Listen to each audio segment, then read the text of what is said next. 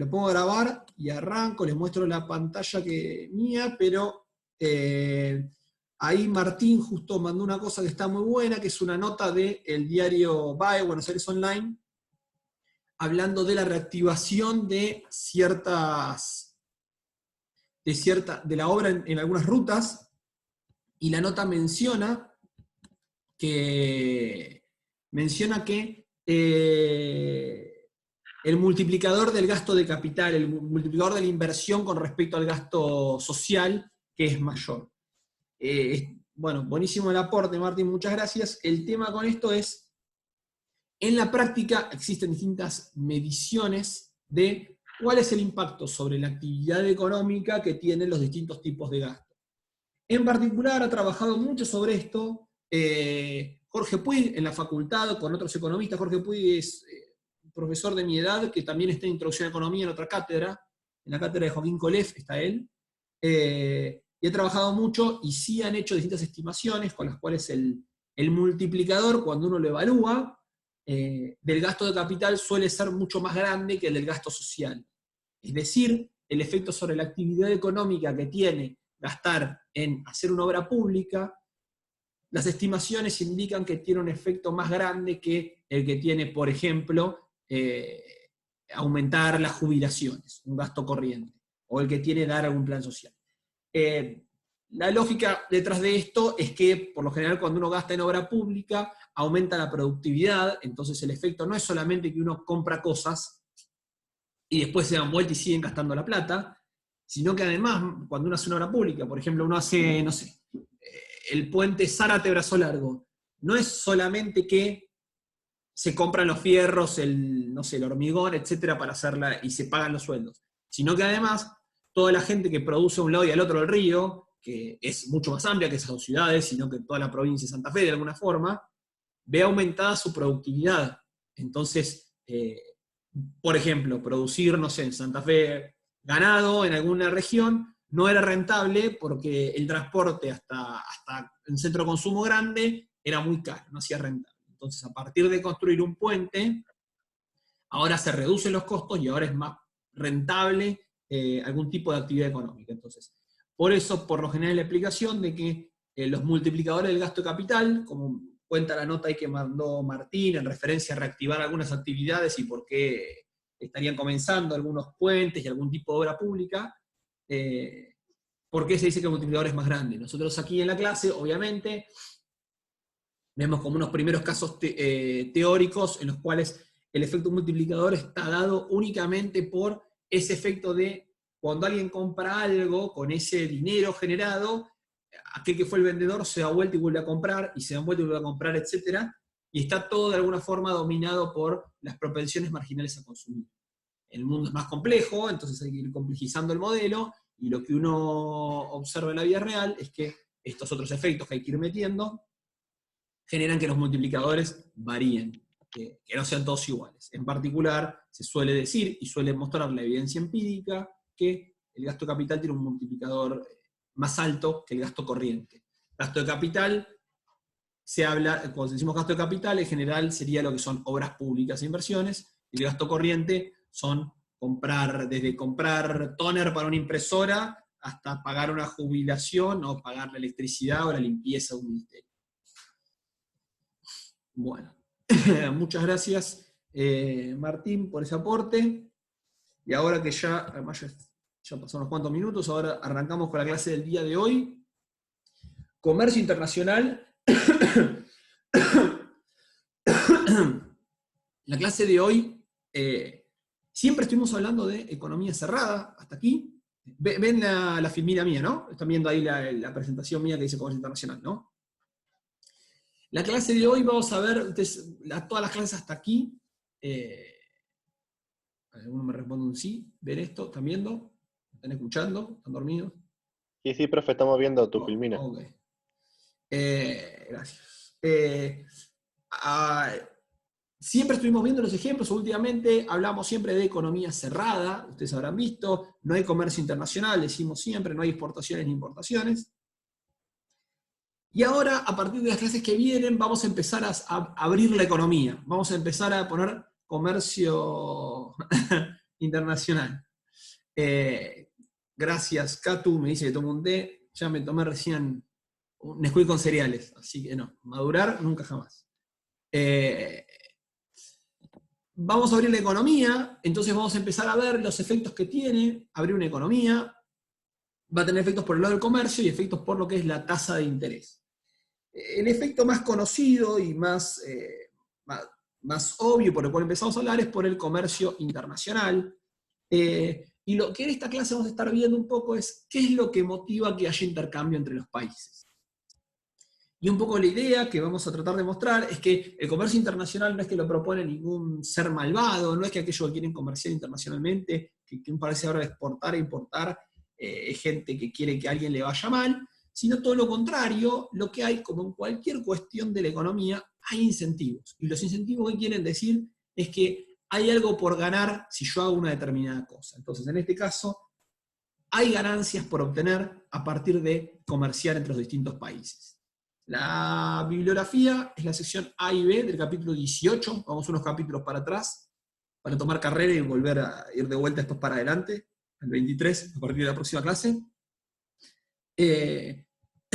La clase de hoy es una clase un poco densa en conceptos, les pido atención, les pido que estén concentrados, y que más que nunca, como siempre, repasen las lecturas después en el libro, es bien importante, porque para poder entender, porque es una clase que es bien densa en contenidos de economía, tiene mucha economía, mucho incentivo, mucho de precios, mucho de razonamiento lógico esto,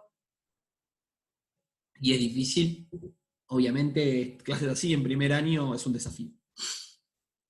Un poco la motivación, tiene este texto que está en el libro y que me pareció fantástico de Bastiat, de Frédéric Bastiat, que es espectacular, en el cual básicamente Bastiat, un pensador liberal del siglo XIX, el cual defendía la apertura al comercio, y él realiza algún tipo de escrito de forma satírica,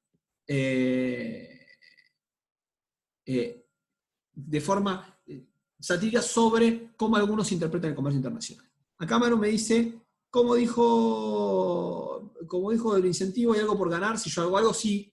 El incentivo quiere decir, es que vos, cuando hay un incentivo, es que algo, no hay una definición académica, esto no está en ningún libro, esto es una interpretación personal, pero los incentivos uno refiere cuando hay algún tipo de motivación para hacer alguna cosa. En general en la economía los incentivos son económicos, para la redundancia, y en general vamos a hablar de que los incentivos son algo que lo podemos poner en términos de dinero, de dólares o de pesos ganados.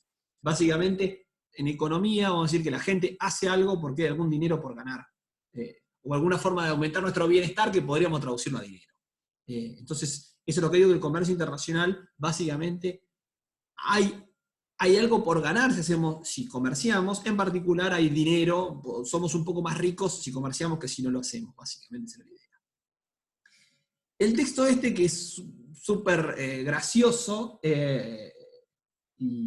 y nada, que lo vi el otro día y me encantó el texto este, lo tuve que poner en Twitter y varios profesores le pusieron like y cosas así de la facultad, fue muy gracioso. Que el texto este de Bastiat, que es obviamente en tono de sorna, ¿no? Hace él como algo de forma irónica, dice, estamos sujetos a la intolerable competencia de un rival extranjero, que disfruta de ventajas tan superiores para la producción de luz, que puede inundar nuestro mercado nacional a un precio reducido. Este rival no es otro que el sol. Nuestra petición es que se apruebe una ley para que se cierren todas las ventanas, aberturas y fisuras por las cuales la luz del sol penetra en nuestras habitaciones, en perjuicio de la rentable manufactura que hemos podido conferir a nuestro país. Firmado, los fabricantes de velas.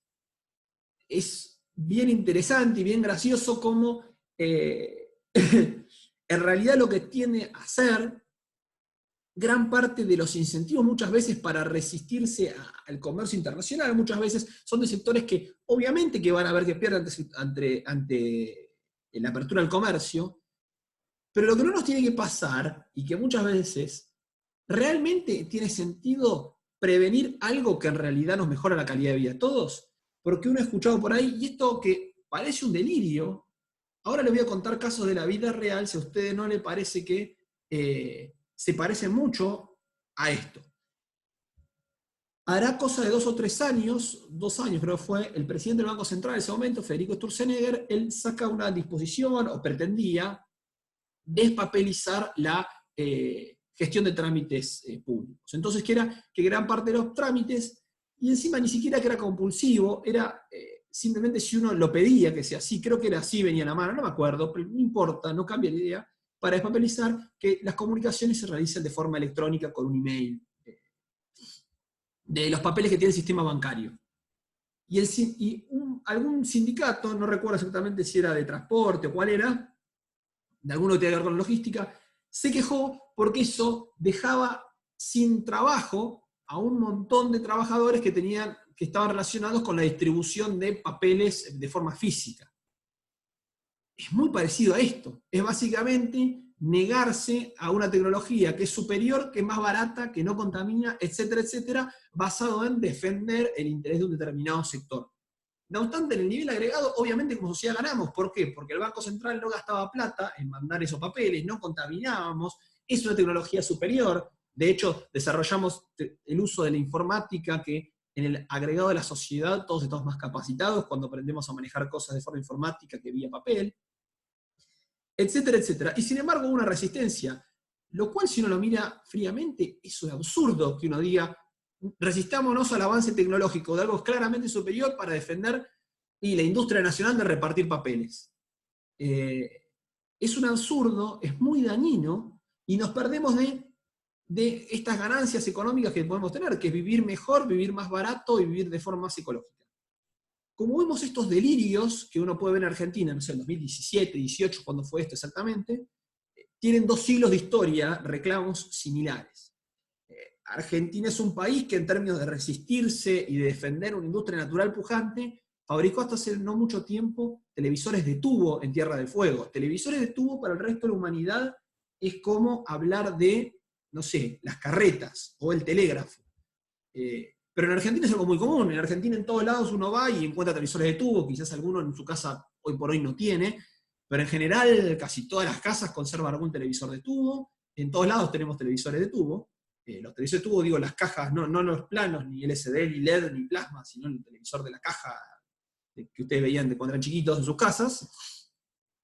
Y tiene que ver de vuelta con defender una industria nacional muy pujante de una tecnología de hace 20 años atrás, hasta hace un rato nomás. Bueno, esta lógica de vuelta, que Bastiat lo pinta de forma irónica hace 2 siglos, no pensemos que lo que le sucedió a Bastiat a su alrededor era porque había unos delirantes, que gente estúpida le hace 2 siglos que no se da cuenta de esto, ¿no? Porque pasaron 2 siglos y me dimos a decir que la discusión es, cambiando la tecnología, adaptándolo, bastante similar, la resistencia que hay hacia comerciar con el exterior y en realidad a cualquier otra cosa que en realidad haga perder algún sector en pos de hacer ganar al agregado. ¿Cuál es entonces la naturaleza que tiene el comercio internacional? Porque, a ver, uno tampoco comercia, ¿en qué se radica estas ganancias que uno tiene por tener? Bueno, hay acá un par de pilas. ¿Qué produce Argentina? ¿Qué producen los países? Vamos a nombrar acá tres cuestiones centrales.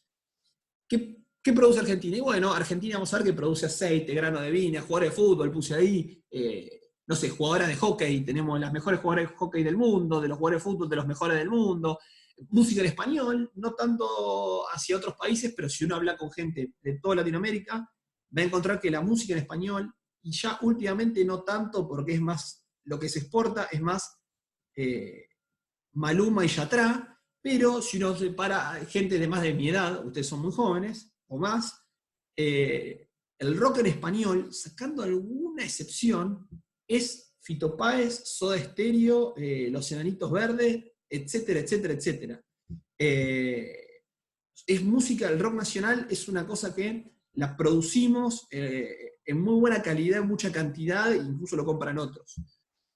¿Qué compran otros países? Bueno, Argentina, ahora de vuelta, si vamos a cerrar la economía y demás, no tanto, pero uno compra computadoras, uno compra el Apple, que ya saben que yo no lo consumo, pero los celulares Apple de otros países. El aguardiente no lo producimos acá. Automóviles, algunos los producimos acá, pero otros tantos vienen de México, de Brasil. Medicamentos, También Argentina produce, pero compramos medicamentos, no sé, de Rocher que pueden venir de Francia, o de Remers que pueden venir de, no sé, creo que son de Alemania, no sé. Así con un montón de cuestiones. Hay cosas que producimos, hay cosas que compramos en otros países. ¿Y cuáles son las fuerzas que hay detrás del comercio internacional? ¿Qué es lo que está logrando que haya comercio internacional? Esta liñita que aquí yo les marco con el cursor, especialización, productividad, calidad de vida, es la lógica, y esto que habla de los incentivos, esta es la lógica que hay detrás del comercio internacional. Durante la clase de hoy, que va a ser compleja y voy a tener que darla con buen ritmo para que entre todo, la idea que ustedes tienen que tener siempre es que estamos pensando en que nos vamos a especializar en aquello que somos buenos. Eso de especializarnos nos va a hacer que seamos más productivos y eso nos aumenta la calidad de vida a todos. Esto recuerden cuando hablábamos del intercambio en las primeras clases, cuando todavía nos veíamos en persona, en el subsuelo, en la facultad, cuando yo hablaba que si yo tuviese que proveerme los servicios de arquitectura, hacer el cuadro que quiero poner en mi casa, hacer los servicios económicos que puedo vender, etcétera, etcétera, no me alcanzaría las horas del día, ni siquiera para poder producir una mínima ración de todo esto. Ahora, si yo me especializaba en hacer lo que más o menos trato de hacer bien, que es servicios económicos, invierto todo mi tiempo en eso, yo me podía especializar, podía ser más productivo y generar una cantidad y una calidad muy superior a si lo hacía de forma individual, y con eso yo después, de alguna forma, dinero de por medio, pero iba a intercambiar con el panadero, iba a intercambiar con el arquitecto, iba a intercambiar con el plomero, iba a intercambiar con la casa que me vende una remera, y así mi calidad de vida aumentaba. ¿De qué forma? A partir de especializarme y de aumentar la productividad en aquellas cosas que yo hago. Esta es la lógica que tiene el comercio internacional. Los países se especializan en lo que son más productivos, incluso aumentan esa productividad, y esto lleva a que todos estemos un poquito mejor. Preguntas que van a surgir antes de empezar. O preguntas que nos trata de responder el comercio internacional cuando nosotros estamos viendo. Los países deben preocuparse de qué tantos bienes de consumo, es decir, de cuánto se produce al exterior y cuánto se produce dentro de nuestro país. ¿Nos tiene que preocupar o no cuánto de lo que consumimos es de producción extranjera o es nacional?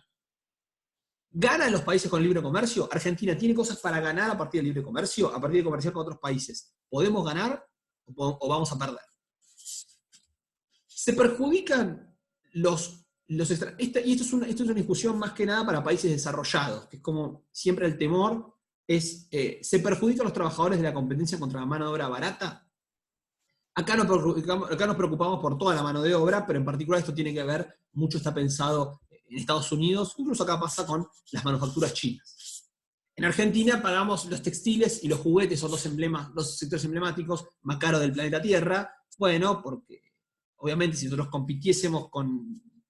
si nosotros dejásemos que importar juguetes y ropa del exterior, la ropa costaría una cuarta parte. Naturalmente porque tiene mano de obra muy barata detrás. ¿Nos perjudicarían y a algún sector, a los trabajadores, por eso? Y una cuarta pregunta que plantea el libro es ¿cómo se viene a ampliar entonces la regulación del comercio en términos de protección de propiedad intelectual, como las patentes y derechos de autor? Pensemos que en términos del comercio podría pasar que yo patento un determinado medicamento, en lo cual es una especialidad mía porque es un laboratorio argentino, pero un tipo en Uruguay lo quiere hacer. Y yo le digo, no, esto no puede ser así, me tenés que comprar el medicamento mío. Bueno, esto es una cuestión de regulación bastante relevante de forma internacional. ¿Cómo hago para defender esos derechos de autor, que en Argentina los puedo tener y la patente se la defiendo porque tengo el marco legal argentino, en un contexto internacional en el cual me va a decir, bueno, te lo importo, no, es muy caro, entonces me lo copio y lo produzco acá? Bueno, ¿cómo se maneja la regulación para evitar ese tipo de cuestiones o para manejar ese tipo de cuestiones? ¿Bien? ¿Qué tiene de especial el comercio internacional? Y al principio acá tenemos toda esta parte toda discursiva, pero es para entender un poco cómo es la lógica detrás del comercio internacional.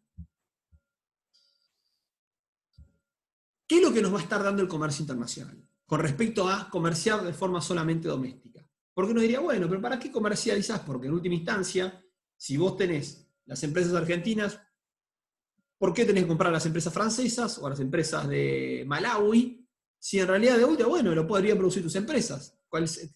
¿qué diferencia hay porque en última instancia estamos comprando y vendiéndonos cosas, no es ni más ni menos que eso?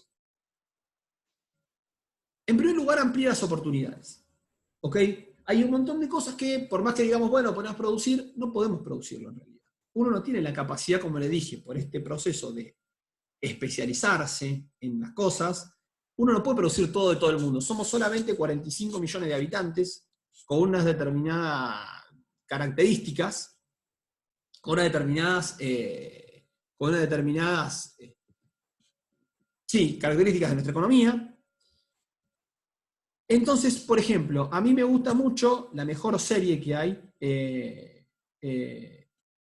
por lejos, que es Peaky Blinders. Peaky Blinders la produce la BBC, la produce Inglaterra. Si yo, sin comercio internacional, porque de alguna forma es comercio internacional, no tendría posibilidad de consumirlo. Tampoco tendríamos, sin comercio internacional, la posibilidad de consumir ceviche peruano y ron de caña cubano. ¿Por qué? Y bueno, porque las oportunidades que nos brinda nuestra economía, nuestra geografía y demás, esto no lo tiene. Obviamente que hay que tener en cuenta el comercio internacional de vuelta, porque es distinto comercializar dentro de nuestra economía que comercializar con otros países. Hay cuestiones de soberanía nacional. Es decir, hay un montón de restricciones por las cuales yo te puedo poner como una barrera mucho más precisa en términos de esto entra, esto no, y te dejo comerciar o no te dejo. Dentro de la economía, eso es un poco más fluido y todos interactuamos más con todos de una forma un poco más libre. En cuestiones de soberanía nacional, es bastante más claro que hay restricciones que se imponen que pueden limitar el comercio. En última instancia, el tercer componente que tiene de distinto este comercio internacional con respecto al comercio doméstico tiene que ver con las monedas, y que hay toda una cuestión que no lo vamos a estar viendo en esta clase puntualmente, pero que más adelante sí lo vamos a estar viendo, que es que hay que estar atento a cómo utilizamos, a cómo intercambiamos con el uso de distintas monedas. En última instancia, y más allá de que nos guste ahorrar en dólares y lo que sea, el tipo que produce en Argentina necesita pesos para poder pagar sueldos, pagar la luz y demás, y pagar el alquiler. Y el tipo que produce en Bolivia necesita bolívares para poder pagar la luz, el alquiler y sueldos. De alguna forma, entonces, tenemos que garantizar que uno pueda ir convirtiendo moneda de un país al otro, quizás a través de comprar dólares, entonces te venden dólares y después los dólares en cada país se pueden cambiar, pero tiene que estar preparado el comercio internacional para una complejidad extra que el comercio doméstico no tiene. El comercio doméstico es todo con pesos y se acabó. El comercio internacional, tenemos que tener en cuenta esto. Alguien, creo que Elizabeth estaba levantando la mano, me parece, por la aplicación. Si tienen que decir algo, si me dicen, mejor por el chat, así yo ahí los veo, y más fácil. Si es una pregunta, la dejan escrita, y si quieren algo micrófono, me piden la palabra y yo cuando engancho el hueco. Catu, de vuelta, ahora está levantando la mano, Catu. Bueno, yo no le doy bolillas levantadas de mano, espero que lo vea en el chat, así que... ¿Doméstico podría ser por ser nuestro país? Pregunta Juani. Sí. Cuando algo habla de doméstico, tiene que ver con lo que pasa dentro de nuestro país. Cuando yo hablo de economía doméstica, es la economía argentina, comercio doméstico, los intercambios dentro de la Argentina, y cuando hablo internacional es cuando es algo hacia afuera. Levantadas de mano, sí, ok. Yo igual medio las ignoro un poco las levantadas de mano porque me da la sensación de que si no me lo dirían por el chat. ¿Cuáles son entonces las razones que tenemos para comerciar internacionalmente, para comercializar productos internacionalmente? Primero, aprovechar de la diversidad de la dotación de recursos naturales. Uruguay, como les digo acá, no tiene petróleo. Entonces, por más que quiera Uruguay, no podría la gente andar por la ruta con el auto en Uruguay, haga lo que haga. ¿Por qué? Porque no tiene petróleo, no tiene nafta. Entonces, hay cierta dotación de recursos naturales que sin comercio internacional no la podemos explotar. Si no, los uruguayos no podrían usar petróleo, tendrían que andar empujando o a tracción a sangre. En carreta todavía, sin comercio internacional, los uruguayos andarían en carreta, por ejemplo. Tan sencillo como eso, o a vapor podrían utilizar algún tipo de transporte. A diferencias de los gustos, bueno, hay gente argentina que le gusta el salmón chileno y hay chileno que le gusta el ganado vacuno argentino, la carne vacuna argentina. De nuevo, sin comercio internacional, yo no podría comer salmón chileno, ni un chileno podría comer un bife chorizo argentino. Si esto no existiese. Y hay diferencias en los costos. Hay cuestiones que son más caras en algunos países y más baratas en otras. Por ejemplo, Entonces, el tercer motivo que dispara el comercio internacional tiene que ver con estos costos. Si uno pretende fabricar textiles y uno pretende que la ropa, a todos nos gusta la ropa salga barata, por dar un ejemplo, esta camisa que yo tengo puesta, esta camisa ya tiene unos años de cuando no estaba acá, esta camisa la compré no me acuerdo, pero debe haber sido algo como a dinero de hoy, no sé, 600 pesos, una cosa así, a dinero de hoy. Y yo la comprase será algo así como 600 pesos, depende de la cuenta cómo la haga, con qué dólar. Pero 600 pesos o menos, o por ahí la pagué menos, no me sé, por ahí la pagué 500 pesos. Hoy por una camisa, así acá sería difícil conseguir esos precios. Diría que imposible conseguir una camisa de franela dura y gruesa de invierno a 500 pesos. Pero bueno, para esto, si yo pongo a fabricar japoneses a que se pongan a coser una camisa, los japoneses me van a cobrar la fortuna de sueldo de cobro.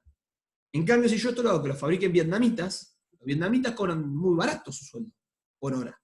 Entonces va a ser mucho más barato. Entonces hay ciertas cosas en las cuales, además, esta diferencia de costos me va a generar que yo comercie. ¿Por qué? Y porque si yo soy Japón o cualquier país del mundo, me conviene comprar los textiles donde los fabriquen en algún lugar con la mano de obra mucho más barata si el producto va a ser el mismo. De nada me sirve pagarle a japoneses que van a cobrar $4.000 por mes de sueldo, cuando yo esto lo puedo fabricar en Vietnam por $200 por mes de sueldo de la misma gente tejiendo o manejando la misma máquina de coser. Esto diferenciales de costos obviamente va a generar que uno comercie. Y que uno a Japón lo contratará cuando uno quiere contratar ingenieros, porque el ingeniero me va a cobrar igual una fortuna para hacer una planta nuclear, pero ahora, si yo quiero fabricar tela, la verdad es que a los japoneses no los contrataría jamás en mi vida. Y última cuestión de diferencia de costos, que también está en el libro, tiene que ver con la escala adquirida.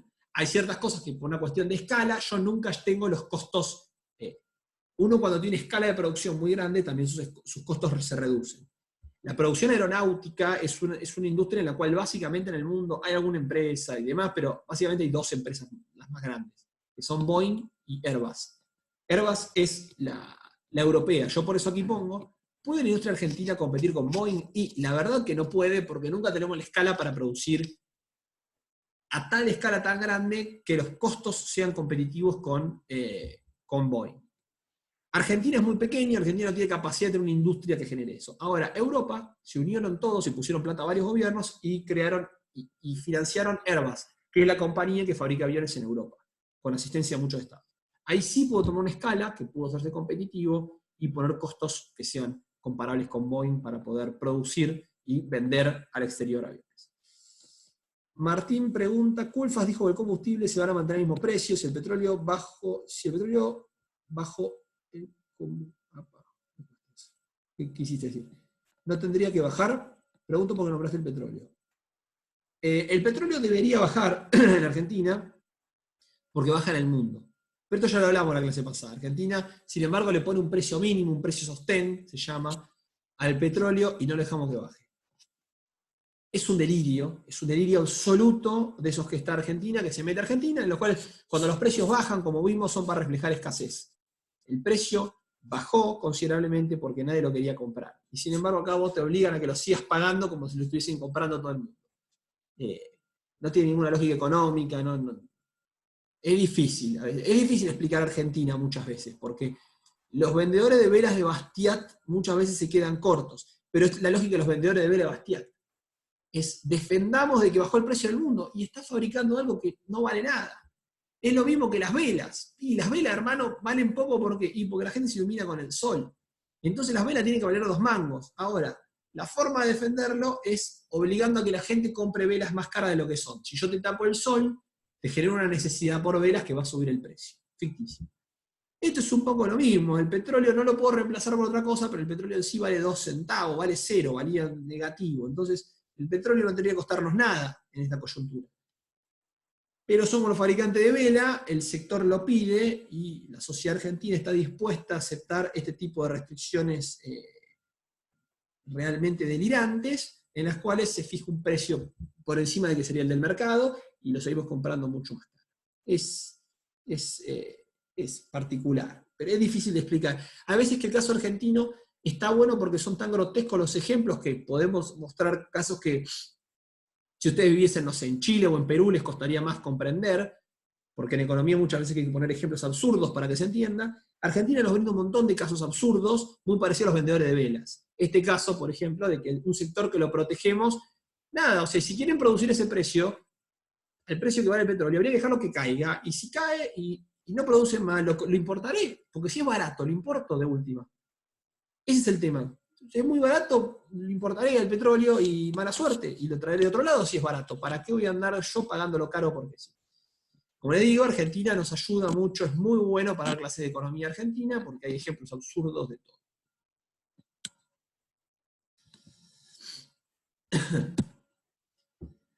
El concepto clave de esta clase, el concepto central que vamos a estar viendo, es el concepto de ventaja comparativa.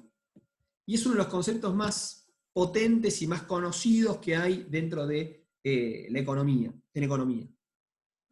Y tiene que ver con lo siguiente. El principio de la ventaja comparativa sostiene que un país puede beneficiarse del comercio incluso si es absolutamente más eficiente o absolutamente menos eficiente que otros países en la producción de cualquier bien. Realmente el comercio, de acuerdo con las ventajas competitivas, ofrece muchas ventajas para los países. Y acá voy a explicar un poco qué es lo que quiere decir esto. Porque yo acá estoy hablando de que todos nos podemos beneficiar de comercializar entre distintos países. Ahí estoy con tu comentario. Pero uno me podrá decir, bueno, pero si vos me comparás un país que es más rico, que produce mejor todo, con uno que produce que es menos productivo produciendo todo, ¿cómo puede ser que vos me digas que hay algo para ganar? Es decir, y yo te comparo Estados Unidos con, y el ejemplo que vamos a ver en la página que viene, con Mali, pero ¿cómo? Si Estados Unidos todo lo hace más productivo que Mali. ¿Cómo puede ser que vos me digas que hay algo por ganar de intercambiar entre estos dos países y no me vas a decir que Mali va a perder exactamente en todo? La idea de la ventaja comparativa, este modelo, con algunos supuestos y demás, lo que les va a plantear es que el modelo de ventaja comparativa lo que les va a decir es que incluso cuando yo sea menos productivo en todo, puedo y tengo lugar y voy a ganar del comercio internacional. Es una idea súper potente, súper interesante y más allá de una complejidad bastante simple para explicar algo tan potente como es, incluso yo siendo menos productivo que vos en todo, puedo ganar de comercializar con vos. Y eso es lo que vamos a estar viendo acá hasta el final de la clase. Franco dice, acá es como los aviones de aerolíneas que llegaron a China, si contrataban un avión de carga sería un cuarto de vuelo. No hablemos de los aviones a China, Franco, vos me querés arruinar el día, porque eso es un delirio, pero absoluto, lo de Argentina, reconvirtiendo aviones de pasajeros en aviones de carga. De forma transitoria estamos reconvirtiendo una flota para ir y venir a China cuando tenemos un costo, todo bien con los comandantes y demás de a bordo, las azafatas de aerolíneas, pero cobra una fortuna. Entonces estamos modificando todas las naves nuestras para pagar los sueldos más caros del planeta, para pagar un transporte que sale una fortuna, para ir y venir 10 veces a China. Pero es un delirio absoluto. Acá es donde ganaría el comercio internacional. Contrato y el comercio internacional entendido, no importa si la aerolínea es de bandera argentina o de lo que sea. Lo que digo es lo que gano acá es de alguien no puede ser más barato que yo. ¿Por qué motivo yo voy a derrochar recursos? Pongamos esa plata de los aviones, ¿saben en qué? En tractores para producir soja, que somos buenos. Y produzcamos mucha soja y con todo lo que ganamos de soja, contratamos después servicios de transporte a China. Pero es un delirio pretender hacer eso. Es como que porque mañana hay que usar celulares para. Entonces pongamos toda la industria nacional a tratar de hacer Apple. No, ya lo hace Apple. Ya lo hace Apple. Traté de hacer algo mejor, pero vos no puedes hacer por un lapso de más. Vos podés decirme quiero hacer lo que hace Apple en un proceso en 5 años. Y podría ser. Ahora vos no podés pretender para 10 viajes puntuales, porque la pandemia se termina y ya está, o sea, no tiene sentido. No es que estás desarrollando una flota de carga internacional, ni siquiera, porque eso podría tener alguna lógica. Y para hacer 20 viajes, te especializás en eso. Es demencial. O sea, realmente es como que Uruguay, bueno, para los próximos 3 meses vamos a usar petróleo nacional. Entonces vamos a empezar a perforar todo Uruguay para encontrar algún residuo fósil para ese petróleo. Pero por 3 meses, al cuarto mes volvemos a comprar de afuera. No se usa más esto. No gastes plata en eso, Uruguay, producí carne vacuna que lo haces bárbaro. y comprar con eso petróleo. Bueno, la lógica de los aviones de aerolínea es bastante similar a eso de nuevo. Bastiat podría escribir unas cuantas ejemplos más que mirando a Argentina en el año 2020. Pero más allá de la propaganda política, no, que eso, saquémoslo, pensémoslo económicamente esto. No tenemos que pensar, hay incentivos, tiene lógica que uno haga todo, y eso está bueno este ejemplo de aerolíneas que nos muestra, Franco. Yo te digo, me arruinas el día, pero en realidad me lo alegra el tema de que podamos ver ejemplos tan grotescos y que están explicando cómo uno gana de comercializar y cómo uno gana de especializarse en lo que es bueno. Esa es la lógica de la economía. Uno tiene que pensar, ¿se acuerdan de la primera clase del año segunda? Que lo que estamos buscando es maximizar el bienestar de la sociedad, el desarrollo económico, el objetivo es que todos vivamos mejor, y que por eso aquí puse mejorar la calidad de vida, es la idea que tiene esta idea de comercio internacional. Es que uno se especialice en lo que es bueno, y de esa forma todos vivimos mejor. Si uno no se especializa en lo que es bueno, no va a vivir mejor. No va a vivir mejor. Y hay ejemplos, puedo llevarlo desde yo, que ya tiré la masa de la primera pizza que traté de hacer, terminó en la basura porque no la pude recuperar. Y ahí un poco tiene la lógica de, Isidro, si querés y te divierte amasar ahora como medio de vida y para comer, no te cocines pizza vos porque sos un desastre, porque vas a perder tiempo, plata, terminó en la basura, perdí 1 hora y pico para no hacer nada y me terminé haciendo fideos. ¿Por qué? Porque lo que hice fue una basura, y ¿eso qué quiere decir? Que me salió carísima la cena. Porque la cena me salió 2 horas de trabajo, todo lo que gasté en la pizza de tener la basura, más los fideos, me cociné los fideos. Entonces, cuando yo subo todo eso, en total para comer el plato bendito esa noche, estuve 2 horas y pico, y tiré un tarro de harina, todos los fideos que me comí, más la salsa, etc. Me salió como si hiciera comer, yo me pedía por delivery eso, un bife, no sé, un bife, y me salía más barato, y más rápido. Es un poco la lógica esa. Es Argentina con aerolíneas, es Isidro amasando sus pizzas, o el uruguayo perforando por petróleo. La lógica es esa, es perdemos plata. Perdemos plata quiere decir que vivimos peor. Y el objetivo del desarrollo económico es que todos vivan mejor. ¿Ok? Profe, Sí, pensándolo económicamente, si vos sí. aprenderías a cocinar, ¿no Mm. sería una inversión a largo plazo y te convendría mucho más, o no? Ahí está el punto de por el cual yo te digo la aerolínea lo está haciendo para 20 viajes.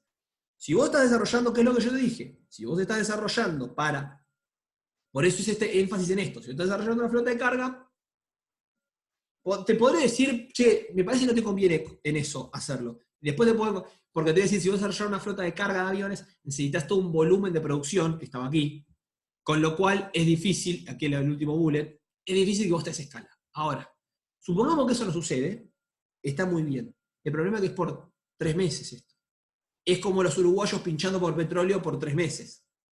No tiene sentido porque es muy caro, pero supongamos que Uruguay se empecinan y dicen que van a encontrar petróleo, puede ser. Ahora, bueno, puede ser pincho petróleo para los próximos 3 meses, pero el mes 4 vuelvo a importar petróleo. La lógica es esa. Si vos desarrollas una aerolínea de carga, está bien. Pero eso es una industria de producción de aviones de carga, sacarle los asientos y reformar 4 aviones para ir y venir a China, es mucho más complejo eso. Son desarrollar aviones enteros, de cero. No cambiar los aviones que yo tengo, sacar el asiento y ponerlo, porque eso no es una industria. Vos tenés que hacer el mejor avión, porque no me acuerdo cómo es el nombre de los aviones rusos de carga, que son súper conocidos. ¿Cuál es el? Bueno, Antolov, algo así, creo que son los aviones rusos de carga, están hechos para eso. O sea, el Boeing Beluga, que es el Boeing de carga, es un avión que se hizo para eso, no es que era el avión que llevaba gente a Playa del Carmen con el patito y las ojotas, y de golpe le sacaron los asientos y con eso llevamos y traemos camiones adentro. Porque si no, el avión estuvo mal hecho en algún momento, si era para personas con flotadores o era para llevar camionetas. Entonces un poco la lógica. Si estamos pensando en eso, no lo estamos haciendo bien. Y segundo, el horizonte de tiempo es importante. Antonov, ahí está. Bien, Franco, gracias. Algo algo así era. Bueno, de nuevo, porque esto hay que pensar lo siguiente, cuando uno compite en el mercado internacional, no compite con tipos que son unos improvisados que poniendo y sacando aviones están desarrollando una industria, asientos en una industria. Acá cuando uno compite en el mercado internacional, va a competir contra la Boeing, que tiene 50, 70 años haciendo aviones para el mundo. Y por más que la industria rusa de aviones nunca despegó, la industria rusa tuvo tuvo a la Unión Soviética y tuvo 60 años de apoyo de un Estado fallido más o menos, pero que para alguna cosa era bastante mejor que el Estado argentino, y durante 60 años apoyándolos. Entonces nosotros pensamos que eso es una industria, es mentira, o sea, eso no es así. Estamos derrochando recursos, y nosotros los recursos, de vuelta a la lógica del comercio internacional, te dice, usarlos en lo que sos bueno, y con eso te va a ir mejor y vas a ganar. No lo use para lo que no sos bueno. ¿Cómo funciona entonces esta ventaja comparativa? ¿Cómo funciona entonces esta ventaja comparativa? Ahí Juani me dice, había dicho, es como el libro, claro, ya vamos allá a Compus y la ropa, que es ropa y alimentos en el libro. El ejemplito que vamos a ver más adelante. La ventaja comparativa. Autos y ropa yo pongo acá, pero después ahora vamos a ver un ejemplo. Se producen solamente dos bienes, autos y ropa. Acá estoy resumiendo un poco algunas de las ideas que estuve diciendo. Y hay dos países. Y hay uno más productivo en ambos. Hay un país que produce mejor tanto los autos como la ropa. Aún así, la idea que yo le decía es que te conviene especializarte en lo que sos mejor. Es decir, yo en mi país produzco todo mejor que en el país de al lado. Soy todo más productivo.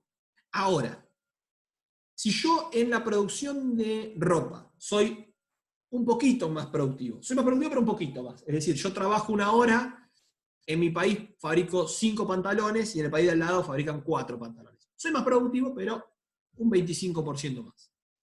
Ahora, en autos yo soy también más productivo, pero ahora en una hora yo fabrico 2 autos y vos fabricas el vecino, fabrica uno solo. Ahora soy el doble de productivo. ¿Por qué? Porque produzco el doble en una hora cuando en el otro caso producí un 25% más.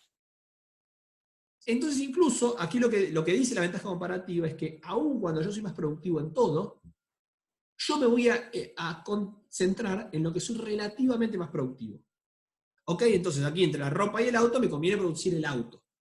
Y el otro país relativamente es más productivo en algo. Si bien es menos productivo en términos absolutos en las dos cosas, hay algunos de los bienes los cuales relativamente lo hace un poquito más rápido. Entonces, como yo le decía recién, con la ropa y los autos, si yo soy más productivo relativamente haciendo autos, mi vecino va a ser más productivo relativamente haciendo ropa. ¿Por qué? Porque visto del vecino, haciendo autos en una hora hace la mitad que lo que hago yo, pero haciendo remeras, o pantalones, hace un 20% menos, hace 4 en lugar de 5. Entonces, relativamente en uno es mucho mayor la diferencia, relativamente es más productivo haciendo la ropa. No, yo soy el tercero, hubo otro más, hubo alguien más que levantó la mano. Entonces aquí es el ejemplo de, supongamos que Estados Unidos y Mali tengo. Entonces Estados Unidos es más eficiente produciendo ropa y autos. Las dos cosas producen más. Si Mali pretende aislarse y pretende producir ambos bienes, va a ser pocos de ambos. La lógica, y con la cual vamos a desarrollar los ejemplos que vienen, es ahora.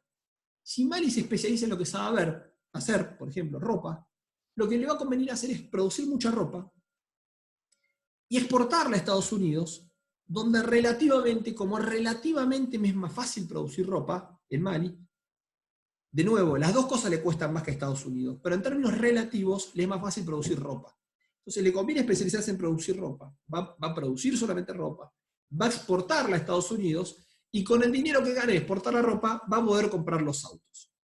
Y al revés para Estados Unidos. Más allá de ser más productivo en ambos, es más productivo relativamente fabricando autos. Entonces la lógica va a ser, produzco muchos autos, exporto a Mali, y con el dinero que me gano, compro ropa. Esto que parece muy conceptual y lavado todavía, lo vamos a hacer con un ejemplo numérico y les va a dejar bien claro cuál es la idea que hay detrás de esto. Y acá les pido mucha concentración, que repasen la clase, la vuelvan a ver en YouTube, que síganme en mi canal de YouTube. Lean el libro, porque esto es complejo, este ejemplo. Complejo, hay que entenderlo bien. Lo que vamos a estar viendo para ejemplificar cómo funciona esta ventaja comparativa es lo que se conoce como el modelo ricardiano o la interpretación de David Ricardo de la ventaja comparativa. David Ricardo fue uno de los grandes pensadores clásicos del siglo XVIII, en realidad fines del siglo XVIII, siglo XIX, su legado, y fue como uno de los principales pensadores clásicos del nacimiento, del principio de la economía, junto con Adam Smith. podríamos decirlo, quizá los más relevantes de los primeros años de la economía como ciencia, los primeros aportes. Supongamos aquí que tenemos a Estados Unidos y Europa, vamos a comparar, entonces vamos a pensar de la siguiente forma. ¿Cuál es el requerimiento de mano de obra para producir en cada país? La mano de obra la vamos a contar en horas de trabajo, ¿ok? Yo digo, una unidad de mano de obra quiere decir una hora de una persona trabajando, punto. El ejemplo va a ser simplificado, pero no por eso va a dejar de ser complejo. Y vamos a estar viendo cuántas horas se necesitan para producir un determinado bien final. En Estados Unidos, para producir una unidad de alimentos, necesito una hora sola de trabajo, de mano de obra. ¿Ok? Voy a poner el mouse para marcar esto. Una sola hora. También en Estados Unidos se necesitan ahora 2 horas para producir una unidad de ropa. En cambio, en Europa, para producir una unidad de alimentos, se necesitan 3 horas de trabajo y de ropa van a necesitar 4 horas. ¿Ok? Este es un ejemplo hipotético, como dice ahí, pero entonces un poco lo que va a decir es que Europa es menos productivo en los dos bienes. Estados Unidos es más productivo en ambos. En ambos bienes, ambos bienes los puede producir con muchas menos horas de trabajo. En Estados Unidos, trabajando un solo tipo, 1 hora, hace una unidad de alimentos y 2 horas ropa, y en Europa 3 y 4. ¿Ok? Estados Unidos entonces tiene como un costo laboral más pequeño. Esto quiere decir, cuando un país es más productivo, es esto lo que quiere decir. Lo podemos después seguir dándole vueltas, pero en general no es ni más ni menos que esto, cuando un país es más productivo que otro. Quiere decir, invirtiendo menos horas, porque en última instancia pensemos que esto hay que pensarlo en dinero. Supongamos que, para ponerlo en dinero, cada hora de trabajo me cuesta $1, porque tengo que pagarle a una persona un sueldo de $1 por hora que trabaja. Entonces, si esto lo pongo en términos de el costo de producción, en Estados Unidos le cuesta $1 producir una unidad de alimentos, $2 producir una unidad de ropa, y en Europa le va a costar $3 y 4. ¿Ok? Entonces, lo pensamos en horas de trabajo, pero esto podría tener su correlato y podríamos hablarlo claramente si fuese, como si fuesen unidades monetarias, como si fuesen en dólares. Estados Unidos dijimos entonces que tiene ventaja absoluta en ambos bienes.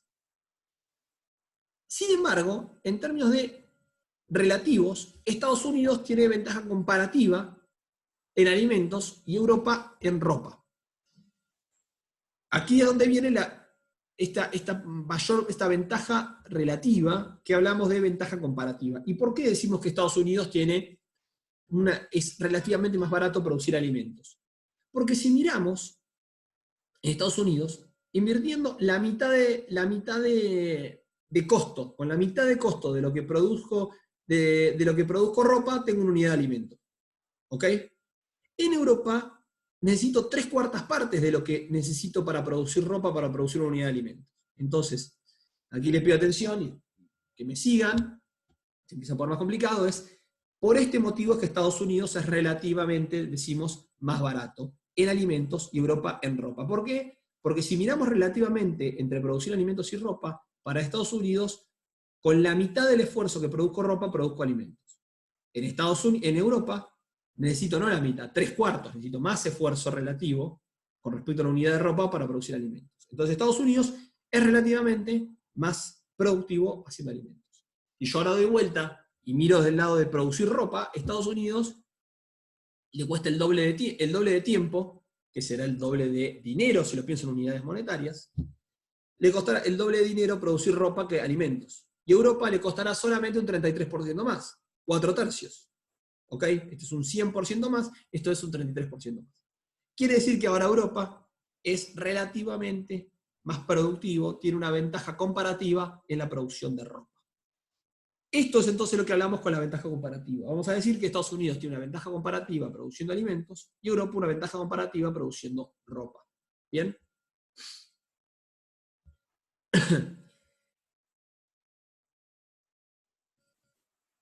¿Cómo serían entonces las ventajas? Aquí ahora lo que vamos a ver es cuáles son los beneficios del comercio interno. ¿Cómo podría ser entonces que digamos que pero ¿por qué Europa se va a beneficiar a partir de esta ventaja comparativa? Entonces lo que vamos a decir es, Estados Unidos se tiene que focalizar en producir alimentos, y Europa se tiene que focalizar en producir ropa.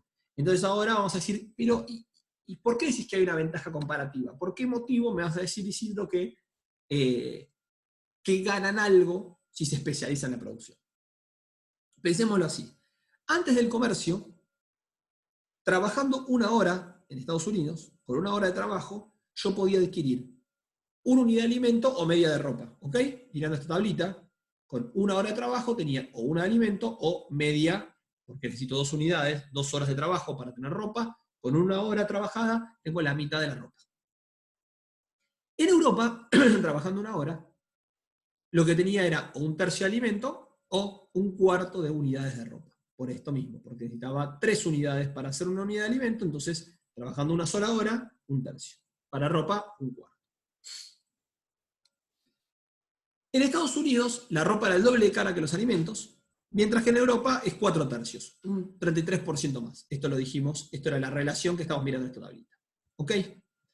Esto es toda la relación que tenemos antes del comercio. Entonces, antes del comercio, Estados Unidos necesito, con una hora de trabajo, tengo una unidad de alimento y media de ropa, en Europa un tercio y un cuarto, y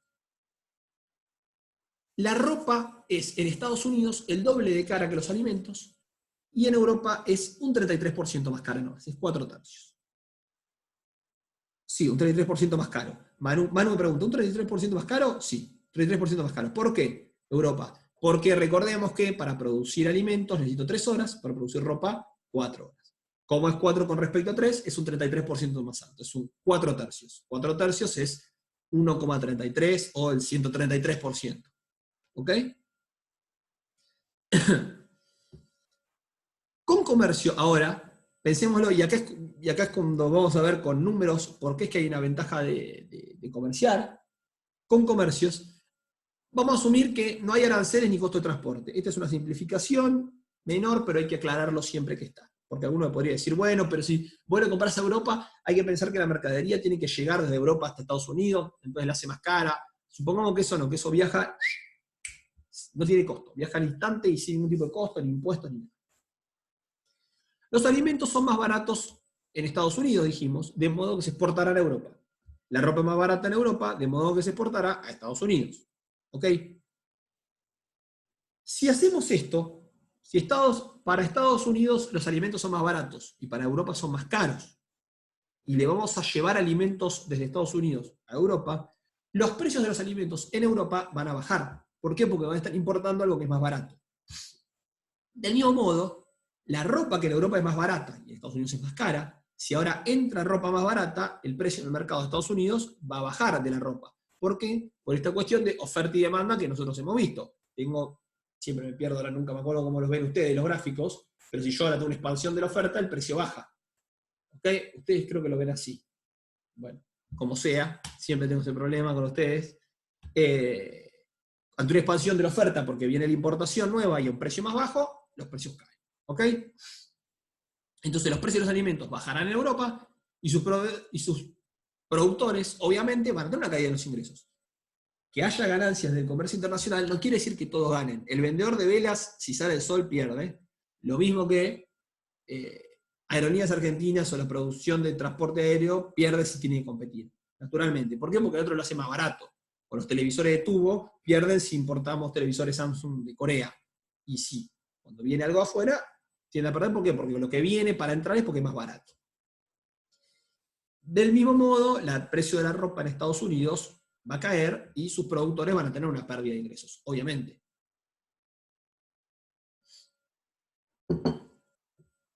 Los precios relativos internacionales se fijarán en algún punto intermedio. Entonces, si dijimos que en Europa, en Estados Unidos, el precio era de 2-1 entre la ropa y los alimentos, y que en Europa era 4 tercios, lo que podemos esperar es que el precio entonces sea algo en el medio. Ni muy, muy, ni tan, tan. ¿Ok? Porque no se va a dar el precio de Europa, porque ahora Europa tiene que atender una demanda que es más grande, o sea, la expansión de la oferta no lleva los precios exactamente al nivel europeo, porque tiene que tener una demanda que sigue estando, o sea, los precios obviamente un poco van a subir con respecto a los Estados Unidos, pero van a bajar con respecto a Europa. Entonces, disculpen, esta relación de precios, que es de 2 en Estados Unidos y de 4/3 en Europa, va a ir a algún punto intermedio, el precio relativo de las unidades de ropa por unidades de alimento. En este caso vamos a suponer, y en el libro supone, entonces, si ya quedan más, que entre el punto medio entre 4/3 y 2 es 3 medios. Es algo más o menos en medio. 4/3 es 1,33, 2 es 2, 2/3 es 1,50. No es científico, puede ser que no sea 1,50, puede ser 1,60, 1,40, pero el libro toma como el supuesto, para seguir trabajando acá en más, de que el precio de relación va a 3/2. Así como, porque esto parte de aquí, así como en Estados Unidos la relación era que costaba el doble la ropa que los alimentos, y en Europa un 33% más, cuando comercia entre los dos va a un punto intermedio, ¿ok? Porque los alimentos baratos de Estados Unidos van a Europa y suben un poquitito de precio. Con respecto a Estados Unidos, van a bajar un poquito de este 3, en realidad, por decirlo de alguna forma. Y la ropa de Europa va a Estados Unidos y también va a bajar, entonces se va haciendo más algo en el medio. Y ahora en más, entonces la suposición que vamos a tener es de vuelta que la relación es de 3/2. Ni 2/1 ni 4/3. Va a ser 3/2. Con comercio, ahora, lo que vamos a tener es que el libre de comercio, las distintas regiones cambian sus actividades productivas. Como dijimos, Estados Unidos retiró recursos de la producción de ropa que tenía y ahora los lleva todos a producir alimentos. Y Europa también ha cambiado su perfil productivo. Y Europa ahora produce menos alimentos y se dedica a producir ropa. Se especializa cada uno en lo que son realmente buenos, y no es ni más ni menos que decir que el comercio, el libre comercio, lleva a los países a que muevan su producción hacia las áreas donde tiene ventaja comparativa. Estados Unidos se focaliza en alimentos, Europa en ropa. ¿Qué es lo que tienen ventaja comparativa? ¿Qué es esto? Es que son buenos en eso, que son más productivos. ¿Bien?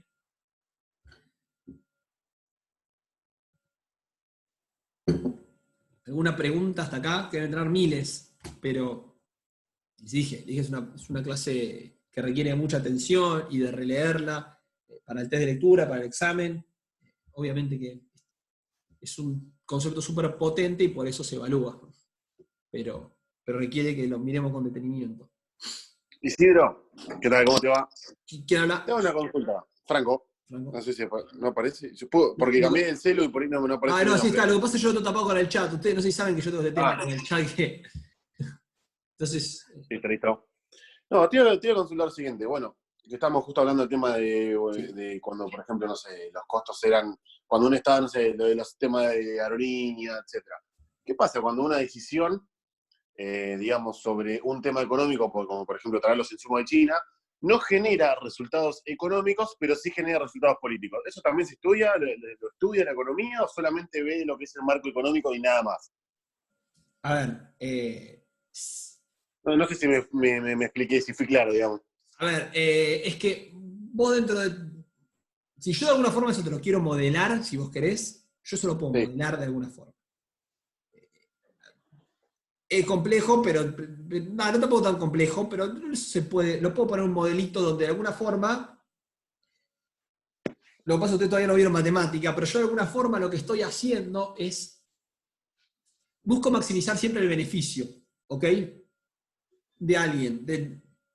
Yo siempre me puedo pensar que aquel que importa o algo, o alguien está maximizando sus beneficios con esto, que ahí es donde están los incentivos, que es donde se genera, ¿por qué? Porque hay alguien que a partir de esto tiene beneficios más grandes. Entonces yo de alguna forma quiero hacer máximo el beneficio. Yo podría ser que en realidad lo que alguien quiere maximizar es el beneficio, y que el beneficio depende de alguna cuestión política. Entonces, podría yo de alguna forma decirte que si vos lo que está maximizando en vez del beneficio es algún otro tipo de variable, lo podría llegar a poner. Eso va más a economía política y otras cuestiones.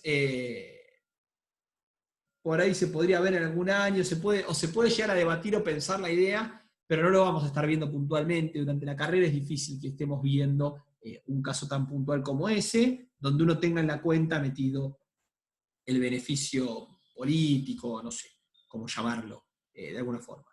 Acá de nuevo, poder se puede, o sea, lo podemos hacer en un modelo, se puede tranquilamente, básicamente lo que hay que decir es que hay alguien ahí que en vez de maximizar solamente su beneficio económico, tiene otro beneficio, o que su beneficio económico depende quizás de sus ganancias políticas. Entonces, hay alguna forma de ponerlo en un modelo, se puede. No es algo que vamos a estar tratándolo puntualmente, porque a ver, tampoco tiene sentido alguna cosa que sabemos que porque está roto el sistema, porque no funciona, tampoco tiene sentido, porque ya de por sí sabemos que está mal y punto. Cuando una cosa alguien sabe que está mal, tampoco hay que analizarlo tanto, ¿no? Yo qué sé, las cuestiones obvias tiene más sentido desgastarnos en cuestiones no tan obvias. Lamentablemente en Argentina hay muchas cosas obvias que no lo son. Como decía un profesor, quinto año, no todo lo cierto es obvio cuando las premisas son incorrectas. Entonces puede ser que Argentina nos complique un poquito más.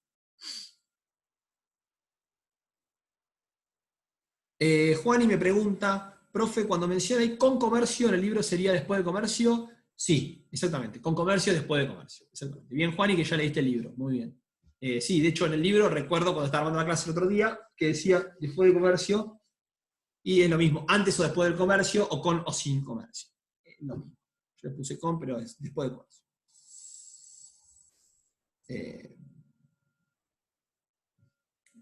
Depende, Frank me pregunta, ¿cuál es una mala decisión? Bueno, es que por eso, depende para quién es una mala decisión o no. Cuando las cosas se hacen, por algo se hacen. Siempre tienen alguna cuestión. Tampoco hay que subestimar las dificultades que hay. Hay algunas cosas que se hacen porque no hay otra alternativa mejor. Se hacen porque el costo de tomar lo que sería una buena decisión quizás tiene un gran costo en el corto plazo y nadie se anima a tomar el costo del corto plazo. Quizás en el agregado de la sociedad todos ganamos, pero individualmente alguien pierde o alguien se tiene que exponer por algo, lo que sea. Entonces, es mucho, el sistema, el mecanismo de toma de decisiones es mucho más complejo y tiene un montón de agentes. Y no es que estamos siempre pensando en lo mejor para Argentina o lo peor para Argentina. También pensemos que hay distintos sectores, hay distintos individuos, hay distintos de todo. Y puede ser que el que tiene que apretar un determinado botón, justamente esa persona le genere cierto riesgo o no, hacer algo, entonces por ahí no toma la decisión por eso. Eso también es bastante importante, ¿no? Tenerlo en cuenta. ¿No? Que los costos y beneficios no son para todos iguales. Mismo esta enseñanza, la ventaja comparativa, donde como veíamos en la filmina anterior, los productores de alimentos de Europa pierden, los de ropa de Estados Unidos pierden, ya te muestra que cualquier decisión, incluso en algo bien simplificado, en el cual ganaba toda Europa, gana todo Estados Unidos, ahora te termino de mostrar cómo funciona, hay ganadores y perdedores. Y eso es bien relevante y eso por ahí te ayuda a entender por qué decisiones que parecerían obvias no lo son en la práctica.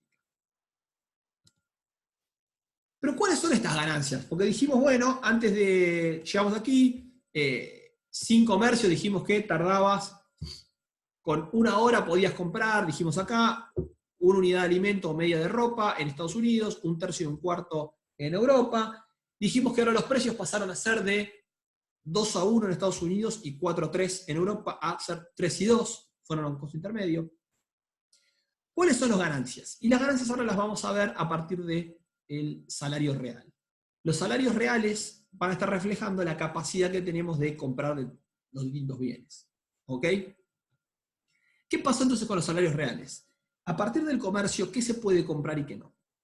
Volvemos a esta tablita de vuelta del 1 y 2, del 3 y 4, pero ahora tenemos algo así como 2 y 3 va a ser el precio en el medio en el cual se están transando las cosas. Es decir, la relación es de 2 a 3. Estados Unidos sigue produciendo alimentos y le sigue costando 1 hora. Europa sigue produciendo ropa y le sigue costando 4 horas. Pero ahora, para comprar alimentos, ahora la relación es de 2 y 3, 2/3, si Europa quiere comprar alimentos o si Estados Unidos quiere comprar ropa. Y ahora la vamos a ver con el ejemplito. Supongamos que antes del comercio, cada trabajador, entonces, adquiere 1 unidad de ropa y 1 unidad de alimento. ¿Cuántas horas tiene que trabajar un trabajador para poder comprar 1 unidad de ropa y de alimentos? Antes del comercio, sin comercio es esto. En Estados Unidos, para poder comprar una unidad de alimento y una unidad de ropa, el trabajador tiene que trabajar 3 horas. ¿Por qué? Porque tiene que trabajar 1 hora para pagar el costo de los alimentos y 2 horas para pagar el costo de la ropa. En Europa, para poder comprar las mismas unidades de alimentos y de ropa, tiene que trabajar 7 horas. ¿Por qué? Porque tiene que trabajar 3 horas para comprar alimentos y 4 horas para comprar la ropa. ¿Ok?